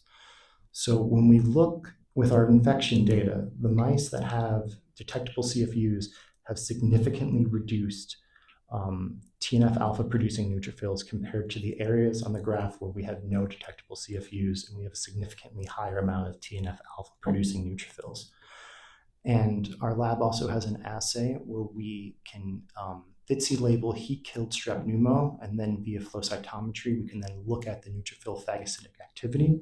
And that is what we did via flow cytometry to compare neutrophil TNF alpha production and the phagocytic capacity of these neutrophils. And what we see is that there is another correlation between this where poly-IC is reducing the number of TNF alpha producing neutrophils, reducing their phagocytosis of these FITC labeled heat-killed strep pneumo with the correlation curve right here. Our R squared is 0.8, and we have a significant p-value showing that, again, this marker here is correlating to the functional aspect of neutrophil phagocytosis, and that the result of this with poly-IC through type 1 interferon signaling is an increase in bacterial CFUs in the middle ear.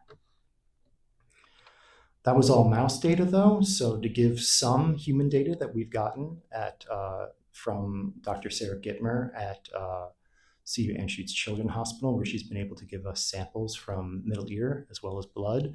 We looked to see if there was a difference in children with otitis media cases and their neutrophil function in the middle ear versus the blood. And what we do see with that is that right now we're trying to get more samples with this, but there is a significant difference in the blood where there is greater phagocytic capacity from those neutrophils compared to in the middle ear, showing that there is potentially another phenotype in the children's ears where their neutrophils are dysfunctional. The note is that these children also have had repeat cases, and as opposed to my mouse model where it is more of an initial infection phenotype. So now I'm going to change gears and talk about the other aspect that I mentioned, which is the effect of type 1 interferon on netosis. And we decided to look at netosis because within clinical literature, NETs are described as a dominant signature in otitis media. So what we wanted to look at is if type 1 interferon we're seeing this reduction in phagocytosis, if more interferon signaling is resulting in an increase in potentially netosis. And this is important because for strep pneumo, netosis doesn't kill strep pneumo at all. Phagocytosis is the primary way to kill Streptococcus pneumoniae. So if we're seeing an increasement in netosis, that is a response that is dysfunctional to killing strep pneumo. Additionally, through COMMeND, there was a wonderful seminar in January where I also had learned that Haemophilus has an enzyme to convert nets into more biofilms. So even for Haemophilus, increased nets will not necessarily be killing Haemophilus. It will be creating more biofilm, which is another barrier for the immune system. So this is more preliminary data that we have where we had 2 wonderful volunteers who has given us human blood, and we stemmed the blood with either left the blood unstemmed, so as just a PMN control. The PMNs were then stemmed with interferon or PMA, and we use PMA as this is a known agent that will induce netosis. And what we see is that in both interferon stemmed and PMA stemmed, the percent netosis is increased from neutrophils isolated from human blood. And right here, what you see is histology image of neutrophils, DAPI being in blue, NPO being in green, and H3 histone in purple, showing again the DNA being released extracellularly colloquialized with NPO and H3 histone, so a net. Then we've also looked at this with our mouse data where we've taken isolated neutrophils from mice infected either without poly-IC or with poly-IC. We're trying to get this data a bit more up. There is a trend, but there's no statistical significance yet for percent netosis from that. And the histology right now for this one, I've just tested out with DAPI, but we again see the characteristic where it's not in a cell, it's gone outwards. So we're going to then work on staining with MPO and H3 histone to show the colloquialization and that these are also an increase in nets found in the middle ear of these mice. So one of the other things we decided to do, since we're seeing that there is an increase in nets, is to block this pathway. And we can block this pathway by blocking the PAD4 enzyme. So it's peptidylarginine deaminase 4. This is an important enzyme in the creation of nets. And so through blocking that, we significantly attenuate the ability for the mice to produce nets. And what we see is when we just compare a regular black 6 mouse with the PAD4 mouse, no poly-IC, there's no difference between these. But then when we look at our wild-type mice given poly-IC and our PAD4 mice given poly-IC, there is now a significant difference, where the PAD4 mice have significantly less CFUs of bacteria found in the middle ear space, showing that interferon signaling is contributing to nets, and this is contributing to increased bacterial burdens in the middle ear cavity. And so with that, I'm just going to talk about the overview to our working model that we have right now, which is that viral infection is resulting in release of type 1 interferon. This interferon is signaling to immune cells. I focus specifically on the signaling to neutrophils. This is resulting in an increase in netosis and a decrease in phagocytosis and decrease in bacterial killing, resulting in increased burdens of strep pneumo in the middle ear. And when we have no co-infection or we blocked interferon signaling, what we have is a decrease in netosis, increase in phagocytic activity, and neutrophil killing. And with that, I would like to thank my PI, Taylor, who's also from our lab, we work on this together, and it's nice to have another person in the lab working on this, and Dr. Sarah Gittmer, who has been my clinical co-mentor on a T32 I've been on, and the COMMeND for the opportunity to be here. So thank you all. Any questions? Go up here.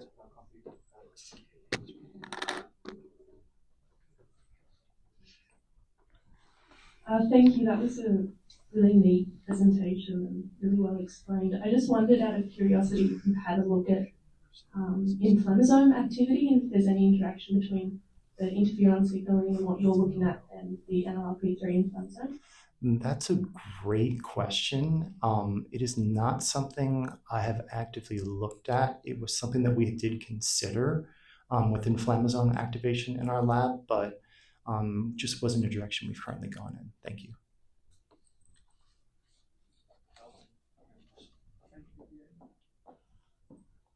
Thank you.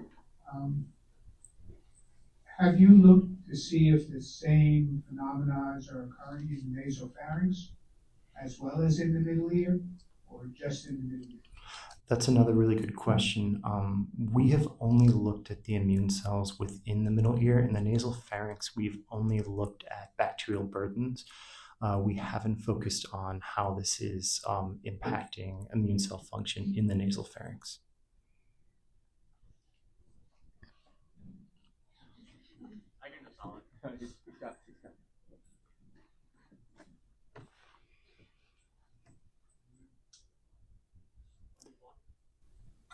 When you block the ability of the neutrophils to make nets, it appeared that poly-IC actually decreased the CFU that you were finding in the mouse here? So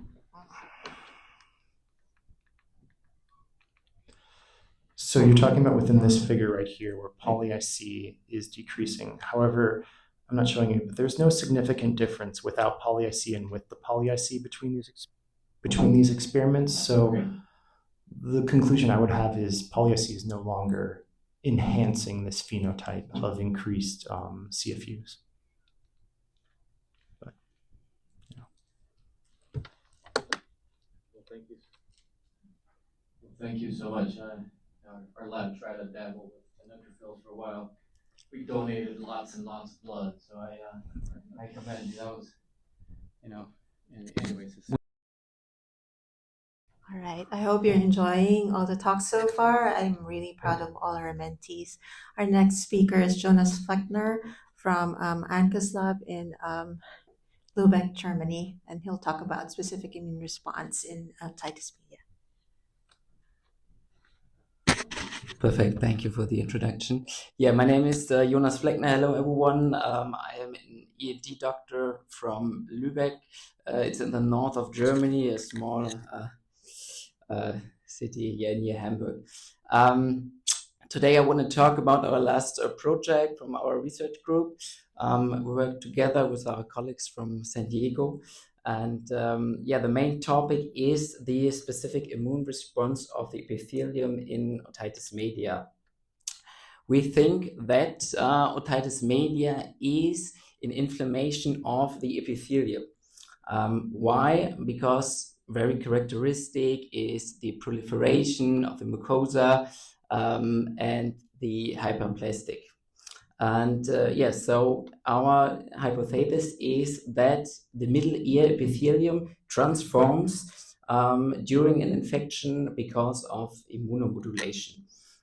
We have two different epithelium in the middle ear cavity, more in the anterior cavity, the pseudostratified epithelium with secretory goblet cells, with cilia.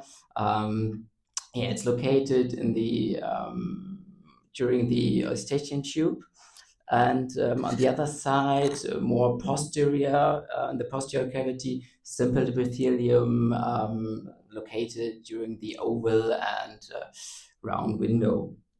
And the epithelial cells are the first line of defense in context of the otitis media, and it's very important. So, what did we investigate? For this study, tissue samples from healthy and inflamed epithelium of otitis media were investigated.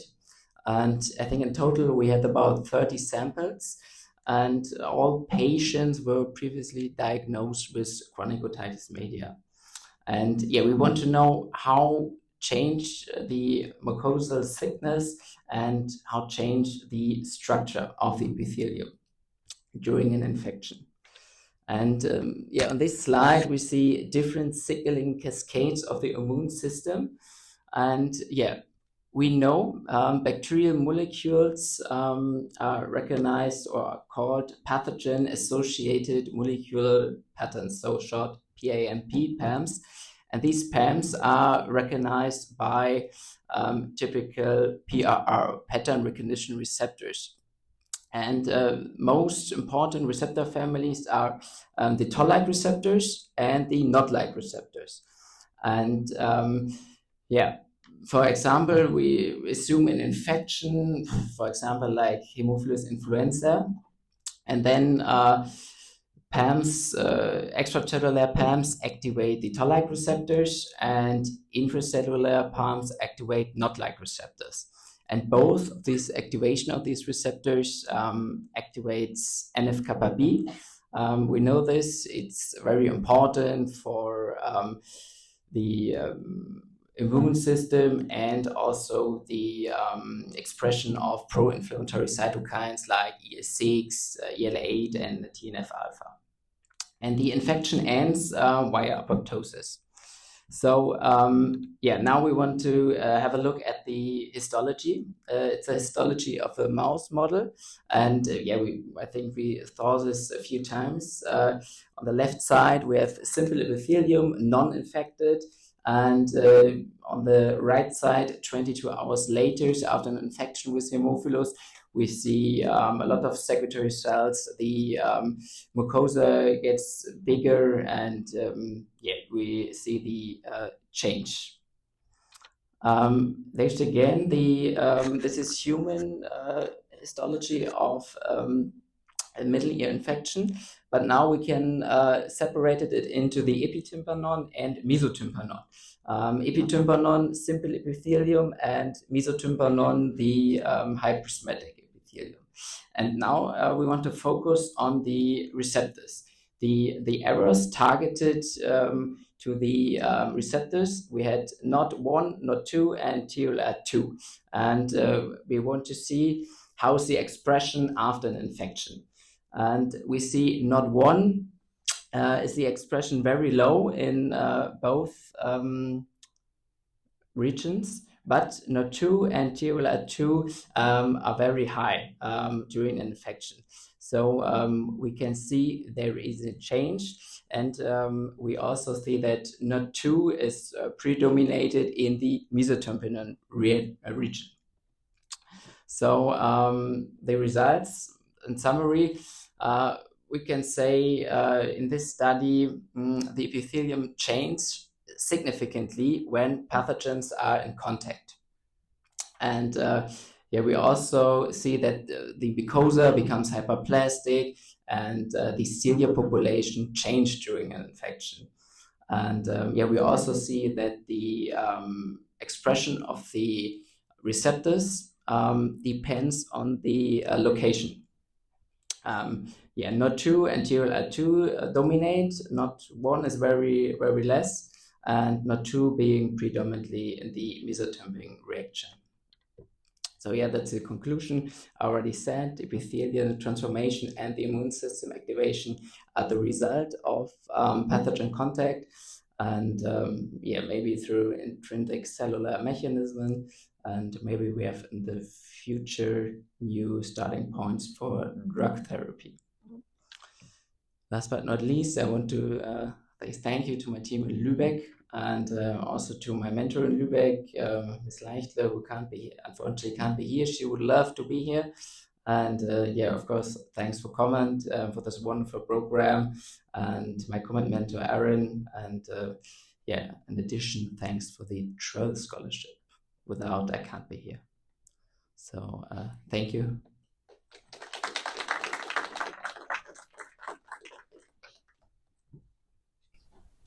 So do we have any questions from the audience?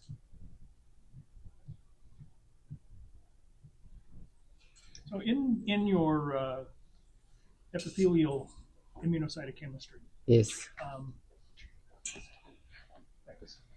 in your immunocytochemistry, you find that there was a lot of NOT2, but not so much NOT1, and that actually parallels what we see in our mRNA data from the mouse as well. But this is human data, which is so much more relevant for any treatment options or so forth. So how do you envision treatments based on the results? An idea is that we block these signaling cascades maybe in the future with medication. And also, I think the results of the story is that we saw that in the posterior cavity there was no receptors. So maybe if the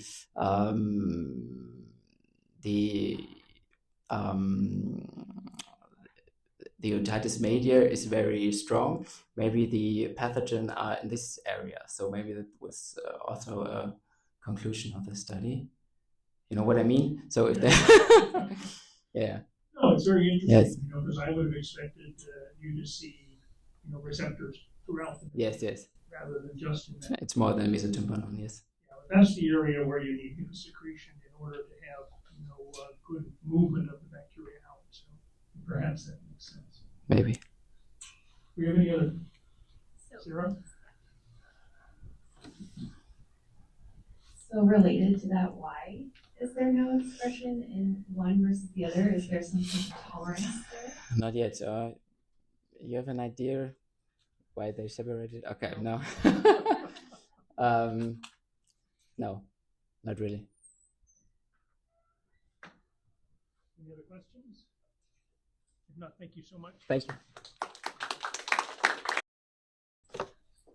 Our next speaker is Bree Atto from Tasmania, Australia. She'll be talking about the commensal-derived protein that affects H2.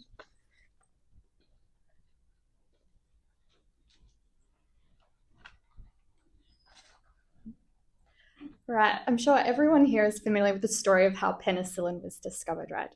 Alexander Fleming famously went on holiday and came back to find that a penicillium mold had contaminated his plate.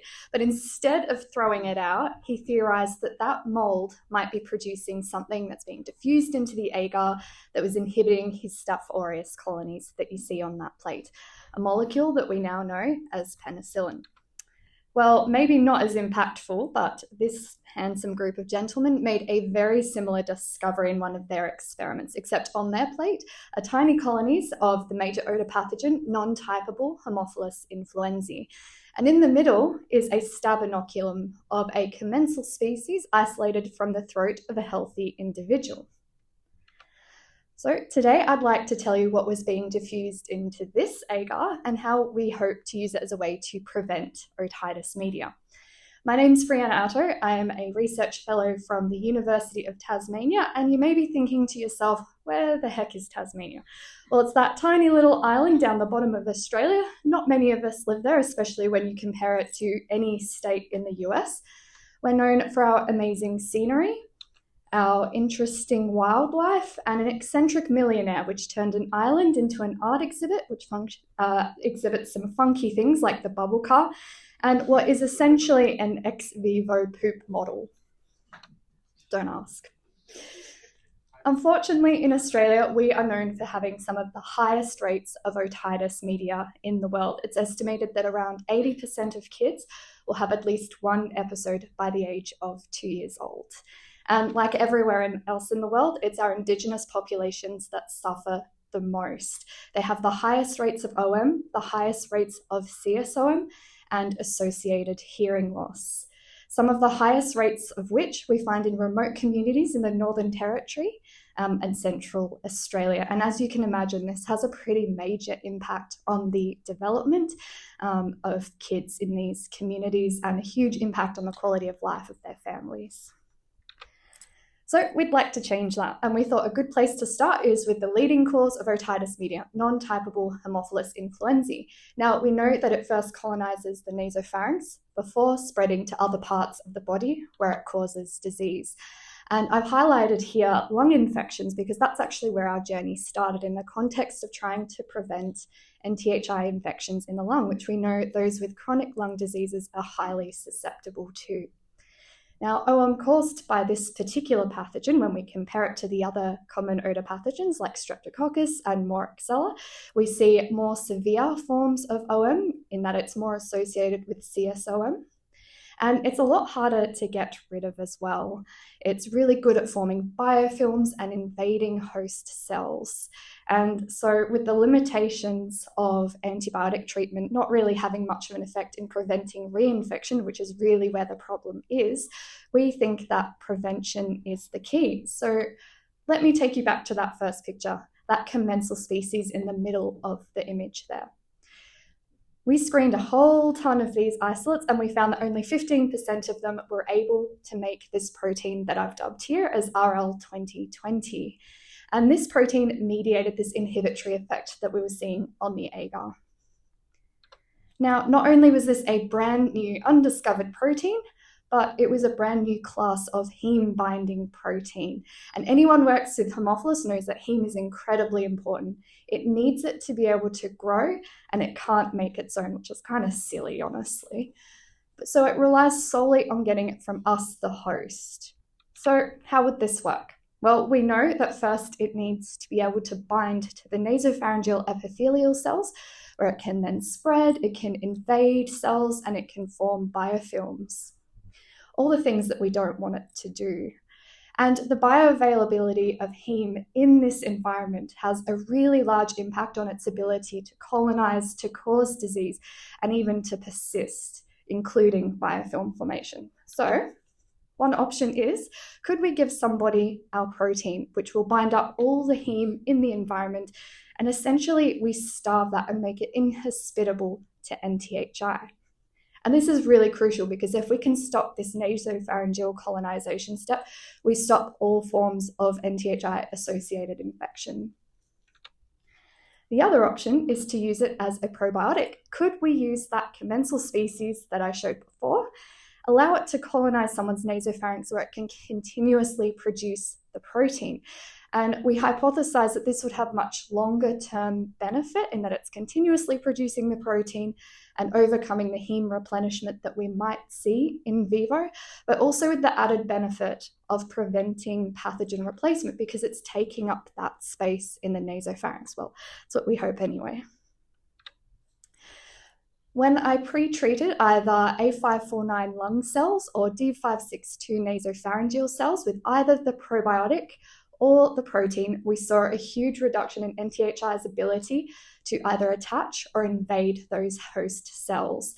And this is really the key evidence that made us think that this could be used as a really potent way to prevent NTHI infection. And in fact, we didn't need a lot of probiotic or protein to achieve some sort of protective benefit.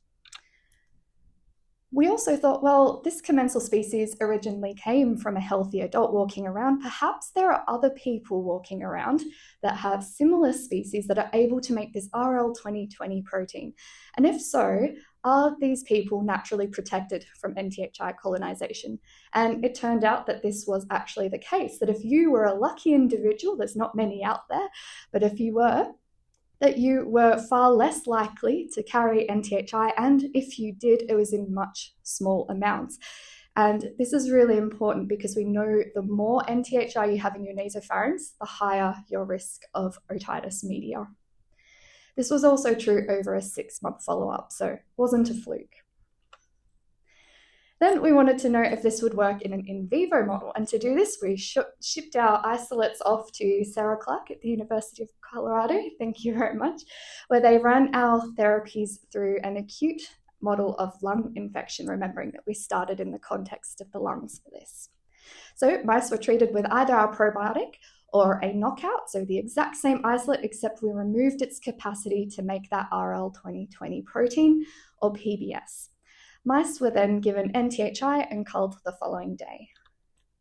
And what they found was that our probiotic could reduce the amount of NTHI that made it down into the lungs. And I've highlighted that here in that yellow box, probiotic denoted as RL positive. And we didn't see that effect with RL negative, which is our knockout, or PBS. We also saw that the protein alone was able to prevent NTHI from going down into the lungs. So we now had some evidence that this would work in an in vivo model and that we could actually prevent NTHI from causing significant infection in these mice, and that it was dependent on this RL2020 protein expression. So then what about OM? Well, for that, I did some more traveling. I went to Western Australia and Perth, where they were kind enough to host me for about 4 months, where they trained me in their model and helped me run experiments in their Ascension model, which I'll describe for you. So essentially the same thing. We had our probiotic and our knockout, or PBS. And then mice were given a mild influenza virus. And this is to encourage NTHI to travel from the nose up into the ear. So nothing had to be given directly into the ear. And it's mimicking what we see in vivo, where kids have a mild cold or a viral infection and then develop otitis media afterwards. After a couple of days, they were given NTHI and then culled on either days 5 or 7, just to see if there are any temporal differences in disease progression. Mice in the protein arm were treated much the same, except that we gave the virus before the protein in this case. And while we did a number of experiments from these tissues, I'm just going to share some of the funner stuff with you today. So looking at some of the physical characteristics of these mice, this is looking at the protein treatment arm. So we looked at weights, which is one measure of clinical health, and we found that the RL2020 treatment group pretty much tracked the same as the PBS or vehicle group. But when we looked at the clinical scores, they were very different. So clinical scores are a subjective measure of how sick the mouse is, and that uses a lot of physical characteristics, and essentially the higher the number, the sicker the mouse. So that yellow line here is showing the PBS group. As you can see, they get quite sick usually the day after you give them NTHI. And our RL2020 group was much healthier through the entire time course. When we look at our probiotic arm, we see a little bit of a weight change at the start, and it's unsure why this is, but there might be some sort of inflammatory response going on there that makes the mice feel a little unwell. But again, when we look at those clinical scores, we almost have a graded effect. PBS mice, very sick, usually the day after getting NTHI infection. The knockout, we saw some benefit there. They were a little bit healthier, but when you compare it to that probiotic group, the bottom blue line, flat line, they were completely healthy, happy little mice. Now let's have a look at the NTHI in some of these tissues. This is looking at the protein arm, and I'm showing here the CFU of NTHI cultured from nasal washes. So this is the viable or culturable NTHI from these mice. And we can see that the protein reduces nasopharyngeal colonization of NTHI at that day 7 time point, but not at day 5. And this kind of tracks with what we're seeing in the ear. So because of that reduced nasopharyngeal colonization, we are now seeing less NTHI in the ear. So while the protein alone at this particular dose didn't seem to have too much of an effect on preventing otitis media, it did seem to play some sort of role in reducing the duration of colonization and infection. Now, for the probiotic group, bit different. We found that in the nose, NTHI colonization was significantly reduced on both days 5 and 7, quite substantially. And in the ear, this is my favorite graph of all time, no otitis media. We didn't find a single bit of NTHI in the ear of these mice that were treated with our probiotic, in stark contrast to our knockout and PBS. So again, we knew that this was being highly effective in preventing OM, and that it was dependent on this commensal's ability to be able to make that RL2020 protein, but the mechanisms of which we still need to tease out. Now, just to finish off, I'll give you a quick look at some of the inflammatory markers, because we did find that our probiotic was actually able to dampen some of that inflammatory response post-NTHI infection. So we found that IL-1 beta was reduced by both the probiotic and the knockout. So the knockout did seem to have some sort of effect on its own. We found that the probiotic was better at reducing IL-6 and TNF-alpha in both the nose and ear, and I've listed some other cytokines that were reduced by the probiotic in these groups as well. Now, funnily enough, if you give the probiotic to a mouse that's not being given NTHI, just in a 24-hour time course, you actually get a spike in inflammation of many of these cytokines. So it's almost like the probiotic is priming the immune system for when the mouse is being infected with NTHI. Now looking at the protein, we see a bit of a different story. IL-1 beta is a little bit reduced in the nose, so is IL-6, but TNF-alpha not so much. And compared to the probiotic, if you just give the protein alone, you don't see this spike. So it's interesting that RL2020 is mediating this protective response, and it's almost like it's a two-pronged approach happening, that we have this immune part where we're modulating the immune system and priming them for NTHI infection, and also we've got the effect of the RL2020 happening. But again, still some work to figure out exactly what's going on here. So I think the key things I've learned from this study is not to ignore those funny little findings that you may have in your lab. This could have easily been ignored and thrown out, and if it were, none of this project would ever have happened. And the other thing being that bacteria are much better at fighting each other than we are. They've been doing it for a lot longer. So I think there's still a lot of undiscovered proteins or commensal species out there that we can use in the fight against these pathogens. So I'd love to thank everyone here for listening, but in particular to my mentors, Robin Marsh, who's in the audience, and Stephen Tristram, which we know him in Australia as the Haemophilus Whisperer. And thank you so much to ISOM for funding me to come here, and to COMMeND for making it a really welcoming environment for a little Tassie gal to come to these big, scary scientific meetings on the other side of the world. Thanks.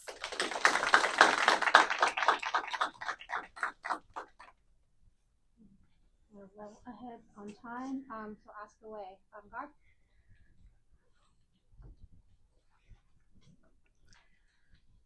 That was amazing. One question we have is, what strain of NPHI were you using? And did you look at different strains? Because there's so much heterogeneity to worry about with NPHIs. I'm wondering whether some of them are already protected against this.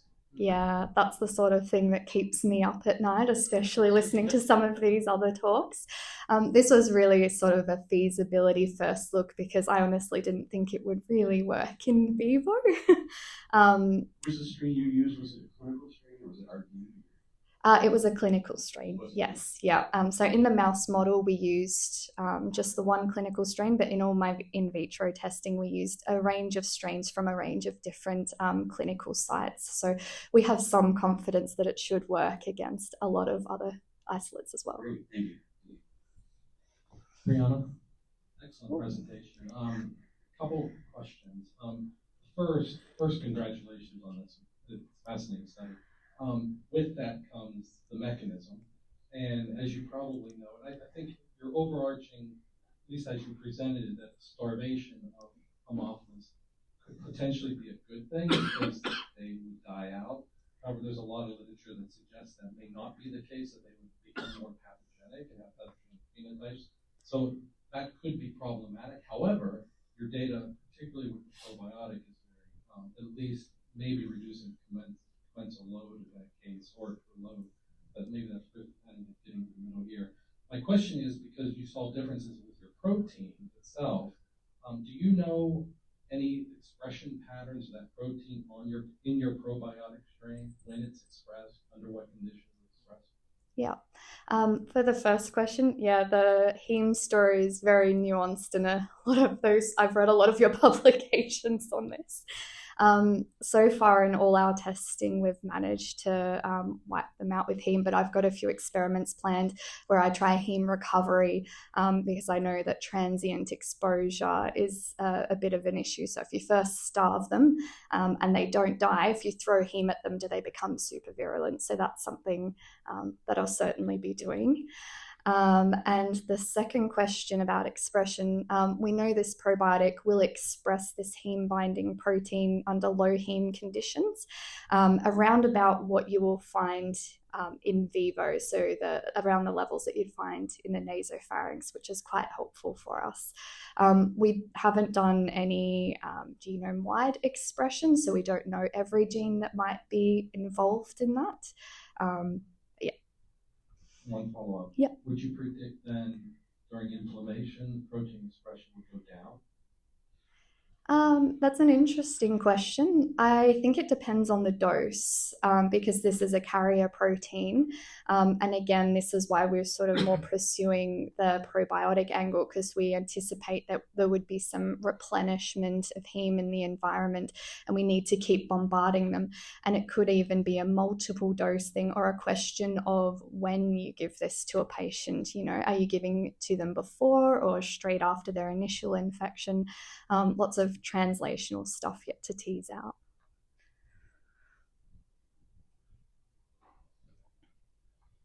Quick big picture question. I also am fascinated by your studies and that you presented and published. Are you familiar, or can you summarize any probiotic approaches, whether it's in the upper airway, hopefully the upper airway, that have been used in humans? Yes. And their effects on preventing respiratory infection. Yes, so there's a lady sitting in the middle row that's presented on one today. So that's a good example. And I know there's some lactobacillus work as well that's been introduced to the upper airway for respiratory viruses or dental infections as well.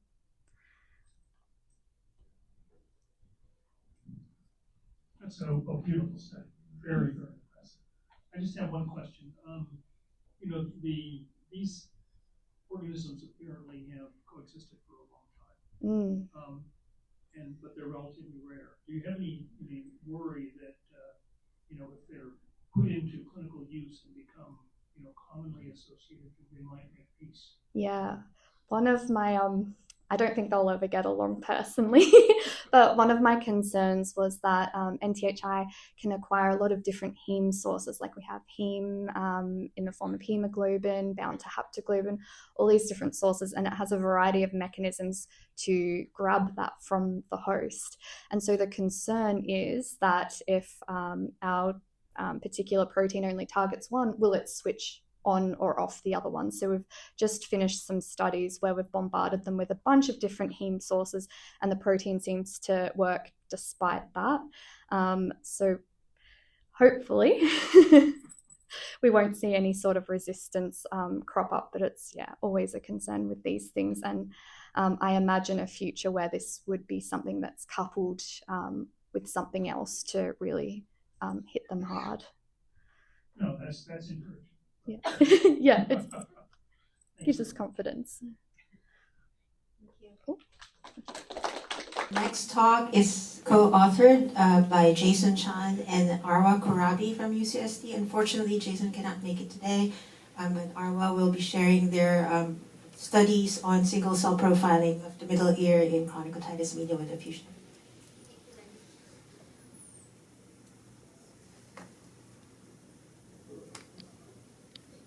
Good afternoon, everyone. Thank you all for being here today. Today I'm presenting the project on behalf of my colleague, Jason Chen, who is a pediatric otolaryngologist.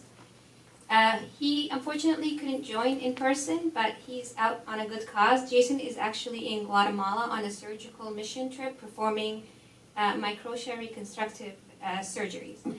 And so this is a collaborative project between the University of California and the Rady Children's Hospital, which is also located in San Diego. We aim to shed some light on the immunologic mechanisms driving otitis media with effusion through use of high-resolution single-cell transcriptomics. And so, as we've heard in this meeting, chronic OM exists along a spectrum of clinically recognized subtypes, and Jason focuses on otitis media with effusion, who I might refer to throughout this talk as OME. So it's defined by the presence of fluid in the middle ear without signs of an acute infection. When this fluid persists for more than 3 months, it becomes clinically significant, as it could cause pediatric hearing loss, as we heard by our keynote speaker. And the effusions typically are amber in color with varying mucoid content, and then they notably lack purulence. And OME treatment centers on antibiotics and tympanoscopy tube placement, and often even with chronic suppurative otitis media or CSOM, antibiotics are also described and tympanoplasties are performed. So we're either making a tube or closing a hole and prescribing antibiotics. And so an effective therapy is definitely needed. And so when we look at the molecular mechanisms of OME, those are really unclear.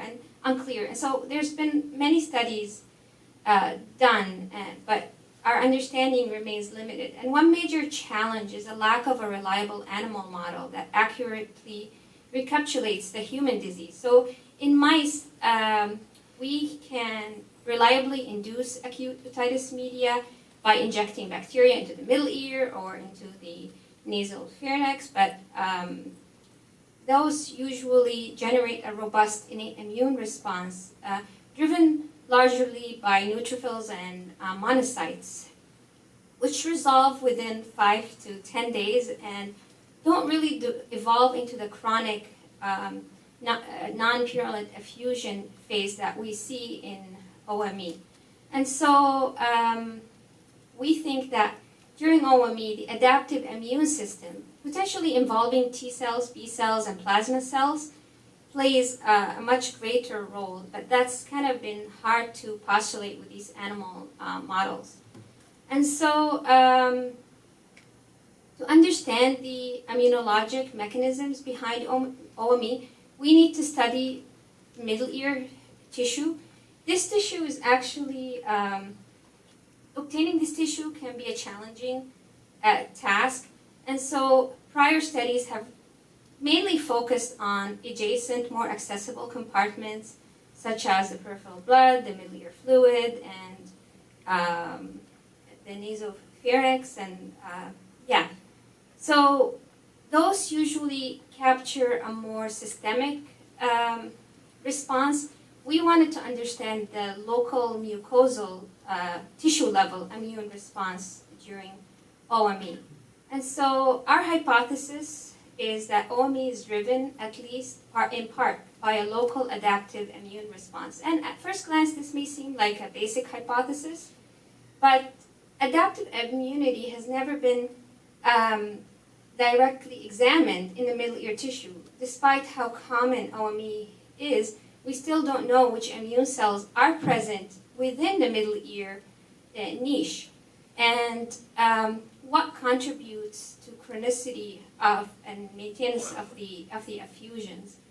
And so we utilize single-cell genomics in the lab to test this hypothesis, and so we were able to obtain tiny, very tiny actually, middle ear samples from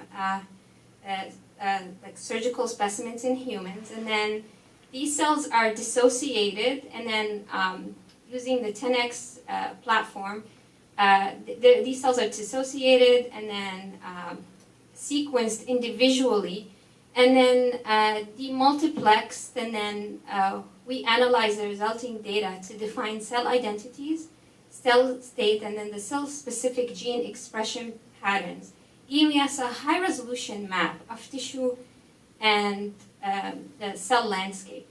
And so, as Alan Ryan, my mentor, presented yesterday, we performed single-cell RNA sequencing on resting uninfected middle ear mucosa in mice, and we found that there's about 22 distinct cell types organized within the middle ear landscape. Sorry.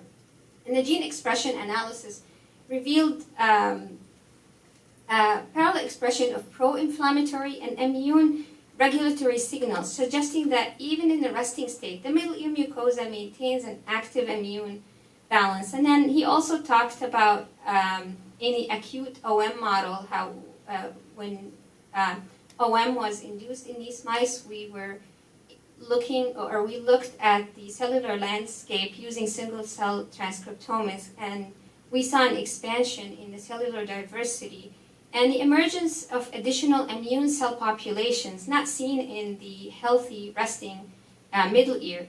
And those immune responses were dominated by an innate immune response, mainly monocytes and macrophages, reflecting a classic acute inflammatory response to this kind of infection model.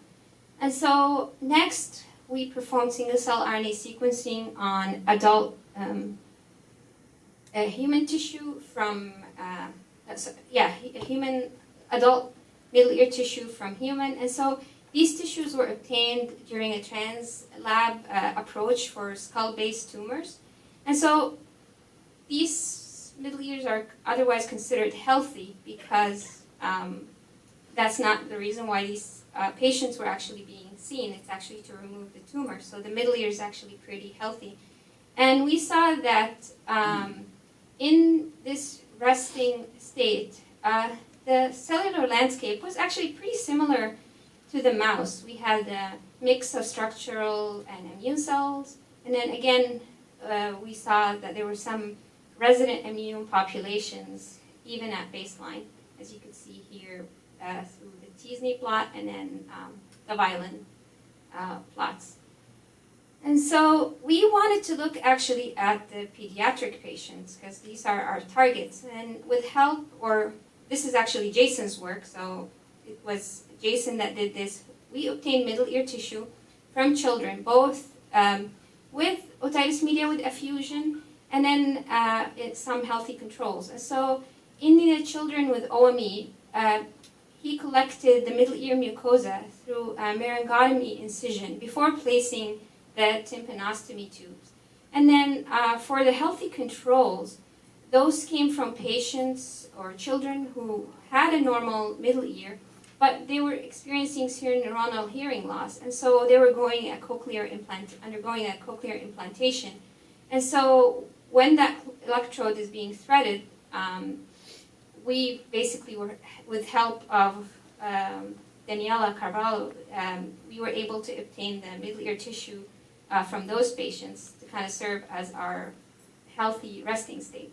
And so this work kind of built on the Krishner Lab's earlier work. So we're super grateful for their lab for sharing their methodology and their results with us because they generously shared their experience and how hard it was to obtain this tissue from pediatric patients, and supported the development of our own IRB protocol at Rady Hospital. And so their group performed bulk RNA sequencing on middle ear tissue with OME and the cochlear implant controls, and they were able to look at the overall gene expression changes, identifying differential expressed genes, implicate pathways such as the estrogen receptor, which I think they have a talk to. They had several presentations describing that. And what we did is we built on that by doing, or by looking at the single cell RNA sequencing and looking at the individual cell populations, and then define their gene expression programs, what cell types, specific drivers are involved in the OME pathology. And so in our pilot specimen that you see here, we successfully have profiled over 16,000 cells from a single middle ear mucosa sample with an impressive mRNA transcript detection rate of 75%. And this indicates a robust and high quality single cell data. And so we annotated the single or the cell identities, as you could see here. And so we applied the multiple complementary computational tools, such as single R, as you see here on your left, and it basically provides prediction scores for the different cell types. You could see here there's some B cells, some macrophages, and then some T cells. And then on the right, you actually see a T-SNE visualization showing the distinct high-level clusters of cells associated with each group. So B cells, the full spectrum of epithelial cells and ciliated cells, and then And so we compared the cellular landscape from this OME sample to the control middle ear. In the control sample, we saw the basal, secretory, and the ciliated cells, as I talked about before. But in contrast, in the OME sample, we displays a strikingly expansion of the adaptive immune arm, including a robust clusters of B cells, T cells, and then plasma cells as well. So these cell types are either absent or minimally represented in the control tissue. And this is a novel and important observation. This data set is the first actually to demonstrate this, and shows that this robust adaptive immune activation in the human middle ear mucosa at the single cell resolution. And so we're very excited about that. And next, what we did is we performed an automated subclustering to identify the cells and then manually annotated based on both a combination of published literature, canonical markers, and then functional gene sets that we had identified in the GEO. And these clusters then were evaluated for lineage, identity, and activation state and differentiation stage. And so I just would like to highlight that what we see here is there's an active tissue resident immunity in the mucosa tissue, including cycling of lymphocytes, germinal center B cells, and a full continuum of B cell maturation. So we see this cluster here that they go from naive to transient into the early stage B cells. And this is an exciting and novel observation that demonstrates that in situ germinal center activity and local adaptive immune maturation actually happens in the human middle ear mucosa. And so, in conclusion, I hope that I was able to show you the feasibility of collecting pediatric samples and the ability of do single-cell profiling in the middle ear.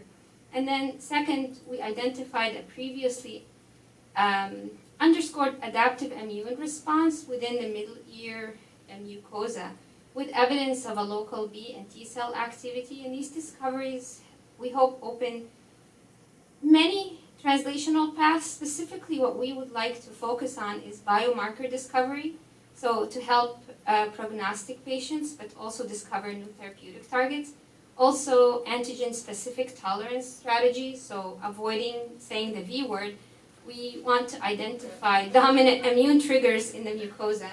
And then we would want to also focus on the immunomodulatory, okay, and so we want to look at the immunomodulatory therapies specifically for children with adaptive predominant otitis media with effusion, where repurposed biological topic could be topically administered. And so at the end, I just would like to acknowledge our collaborators and both our mentors for me and for Jason, Alan Ryan, collaborators at the IGM Center, and then our collaborators at Children's Hospital, Matt Berger and Daniela Cavallo. Thank you, and I'm happy to take any questions.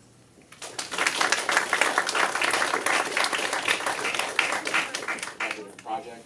It was an effort from me, kind of combining, my group, which does a lot of OCT imaging, another group that does plasma work, another group that does animal work, another group that does et cetera, and really bringing all these projects together to kind of accomplish this non-pharmacological treatment for otitis. Here we go. Yeah, I probably shouldn't explain it here. So yeah, this is a picture of our group. But we tried jumping this year. I don't know if I'm a fan of it or not. But, yeah, quick slide on disclosures. Okay, so yeah, when I say plasma, it depends what audience I'm talking to. A lot of people might think blood plasma, might think like toxoplasmosis, the parasite. I'm talking about ionized gas in this one. So this is much like the plasma blade. I don't know if anyone attended the surgeon's program. They actually had the werewolf there, which was pretty cool to see. Most of the time, plasma is used for semiconductor processing, flattening out atomically silicon wafers. A lot of companies now are starting to look into this, and research labs as well, to do pathogen management in various forms. There's a group in Germany that's doing diabetic ulcer wounds and trying to reduce the kind of pathogenic burden, reduce biofilm formation, so that these wounds can heal faster. There's another group that just got FDA approval in the US, USMI, they're in the Maryland area, and they're using plasma after cancer resection. So they have a plasma blade, of course, and then plasma post-exposure that'll kind of reduce any leftover cancer there. I'm trying to apply this for otitis, of course, so I think we all know kind of the general kind of treatment strategy and pipeline that children will follow, and of course I have to say, yeah, the next part here, that we don't really have an alternative to antibiotics yet that's so widespread that everyone's using it. There's stiff competition here at this conference, so anyway, as an engineer, I'm thinking, how can we do better? I think this is kind of my attempt at that. There's a kind of the downsides of antibiotics for the effect on the microbiome, effects for, I think someone mentioned earlier today, vaccine uptake then. So maybe there's a way we can kind of change the approach we use. So plasma, generally, again, it's an ionized gas, and I'm not directly, show you this, exposing the tissue to plasma. There is a way to do that. But I'm relying on the reactive oxygen and nitrogen species, so reactive stress, to kind of do the bacterial killing, if you want to put it that way. And so you can also use UV light, heat, some of the airflow effects, but those aren't as powerful, I would say. But then, of course, you need really careful tuning of reactive species. You definitely don't want it getting into the inner ear. So we did a lot of characterization and planning for this, starting off, in an in vitro setting. Let's see, get the mouse here. Which side is it? There we go. Starting off on in vitro settings. Should have done it on the other screen. There we go.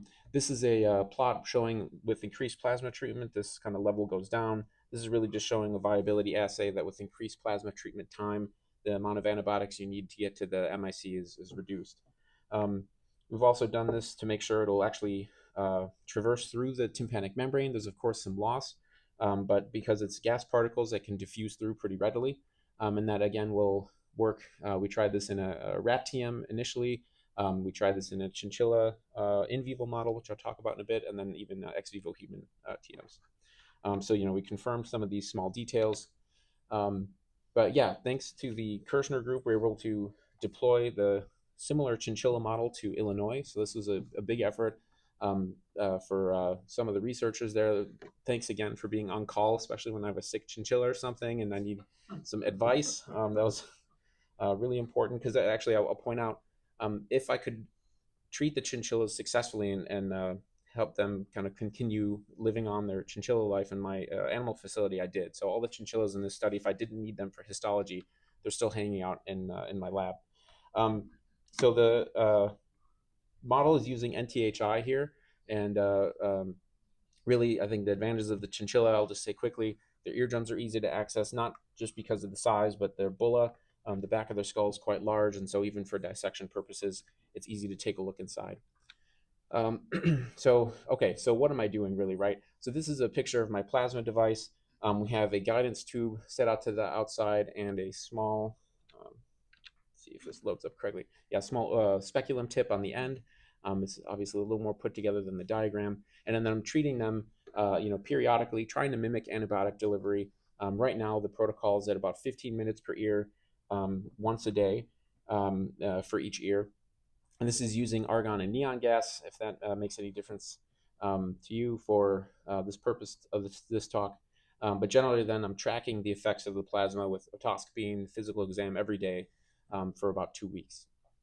And so this took a really long time to set up because, as you can imagine, we don't want to introduce reactive species to the inner ear. So really starting from kind of a low, super low, almost like non-effective dose, ramping it up until we started seeing some positive results without any huge side effects.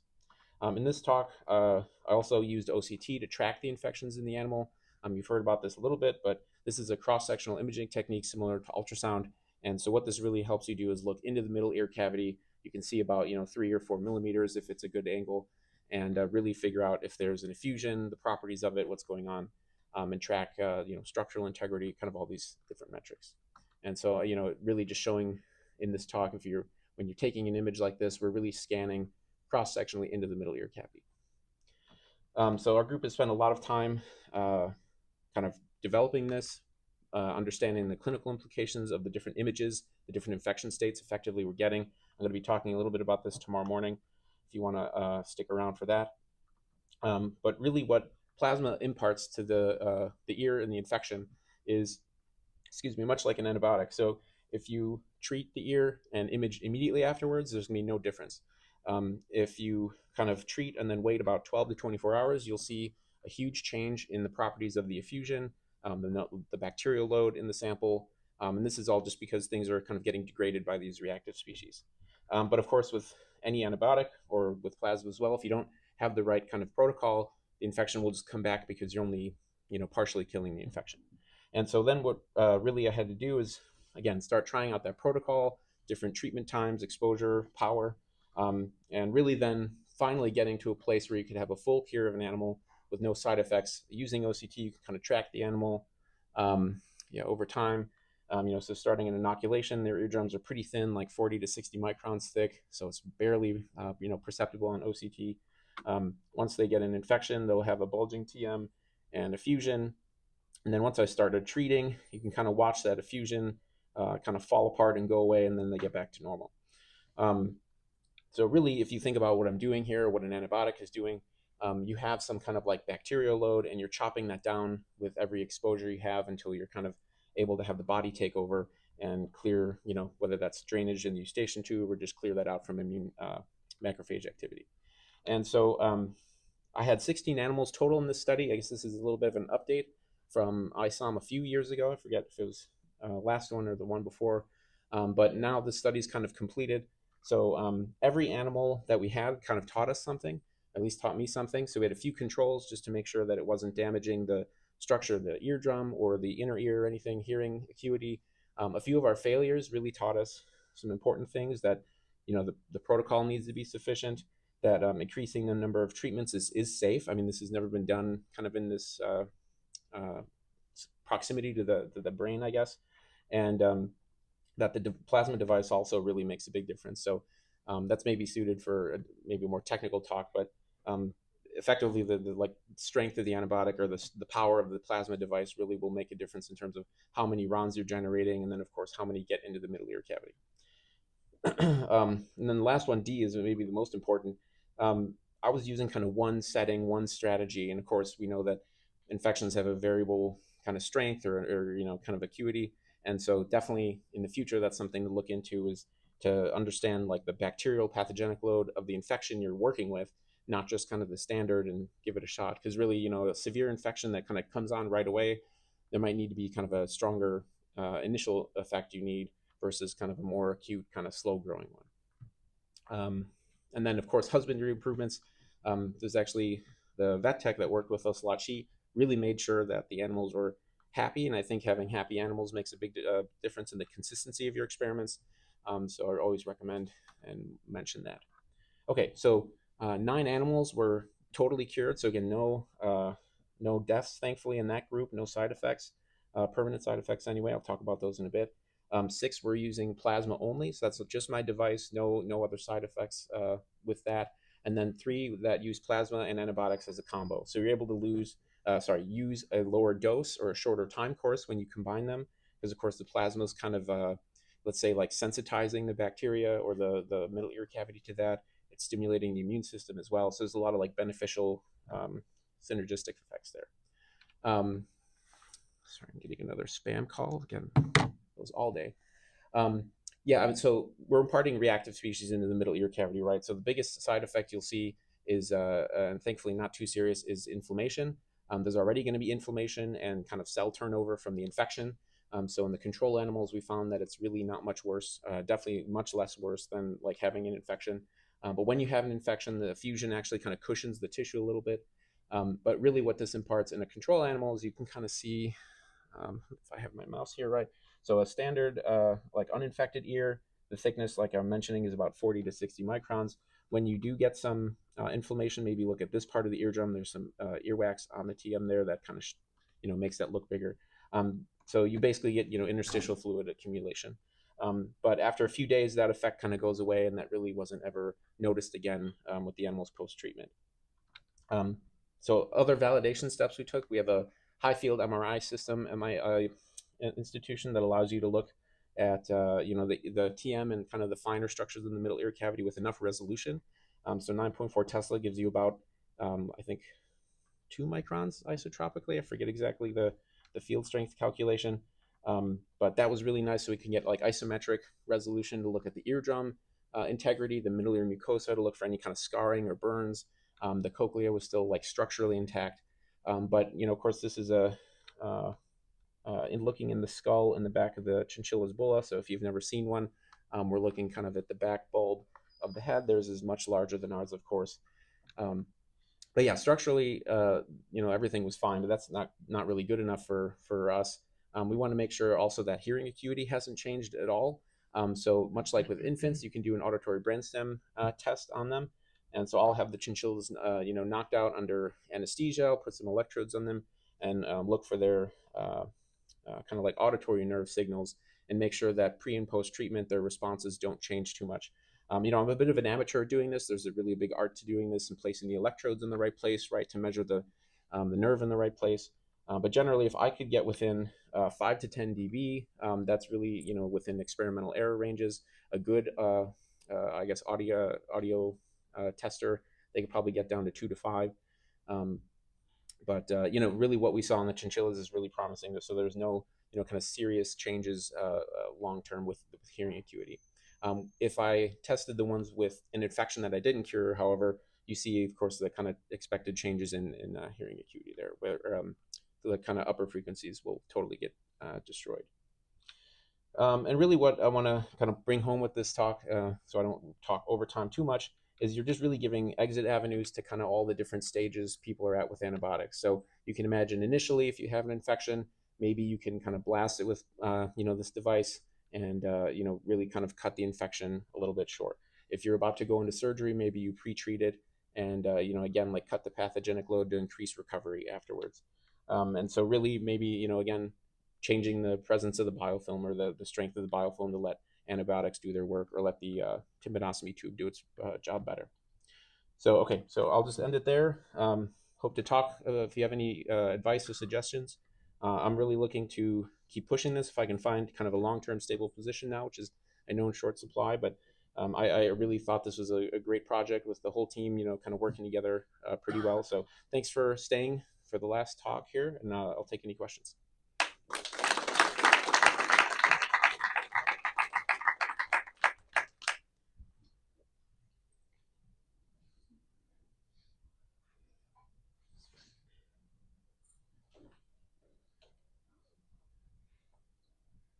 Yeah, great talk, by the way. But I guess the first thing that comes to mind is that in the semiconductor industry, when you have these really high energy plasma beams, there's significant, like, if you actually interact with the beam, there's a significant risk of cancer. And that's not something that you can necessarily see in like a short-term animal model. So it's like, because you're expecting this to be repeated, like maybe with someone with chronic OM, you maybe need to use this more than once. So is that something that, like, because you're using it in children, is that something that could be an issue long term? I mean, I wouldn't imagine that you would get like brain or anything like that because it probably doesn't penetrate that far. But at the very least, would you be worried about development of something like skin cancer, especially if you had to increase the like the flow rate due to like the bigger TM of humans? Yeah, it's a great, great safety question. So the beams that are used in, I guess, commercial industries, let's say, if you put your hand under it, it would burn your hand off and you'd have a stump left. So those are not something that, that's kind of say like the dump truck. And I'm using like maybe an eyedropper. So like the power levels that we're at on this project are, like I said, kind of starting from almost like non-effective to just barely scratching the surface. And so like I really don't even know what kind of the maximum dosage would be before I would see mutagenic effects or any genetic damage. But that's, if I get more funding, I can look into this. I say this too because some of the other teams that have worked on this in vivo already started looking at this, and so there's some predefined like safety margins for this already that you can use as a rule of thumb. Of course, the properties of like bulk foot tissue are very different than the ear, but at least give you some idea. Thank you. Speak to that question a little bit. Our group uses cold plasma not in this application, but we've looked at it in terms of like, mutagenesis, and we're not seeing anything at all in the cold plasma.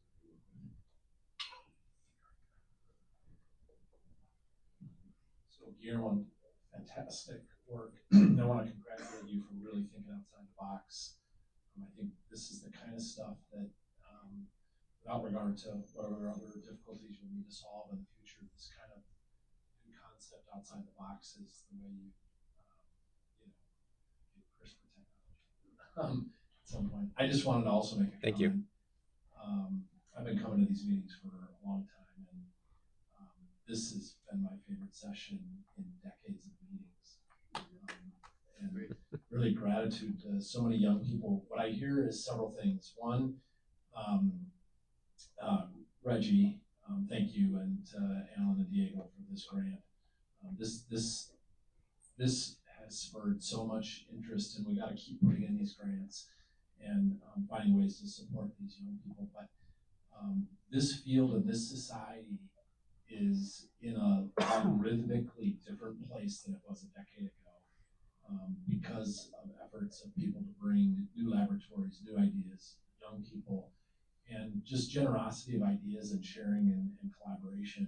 And I don't know what all the answers are or the solves are, but I've heard so many interesting and fun ideas just in the first couple of days of this meeting. So I want to just encourage all the people that presented. Yeah, it's a little tough to get funding, and maybe jobs aren't as plentiful as they were a little while ago, but keep doing it, because this is a field that is worth staking your career on, and y'all are making a huge difference in ways in which we're thinking about it and stuff that's going on. So thank you all. Round of applause to everybody in this room.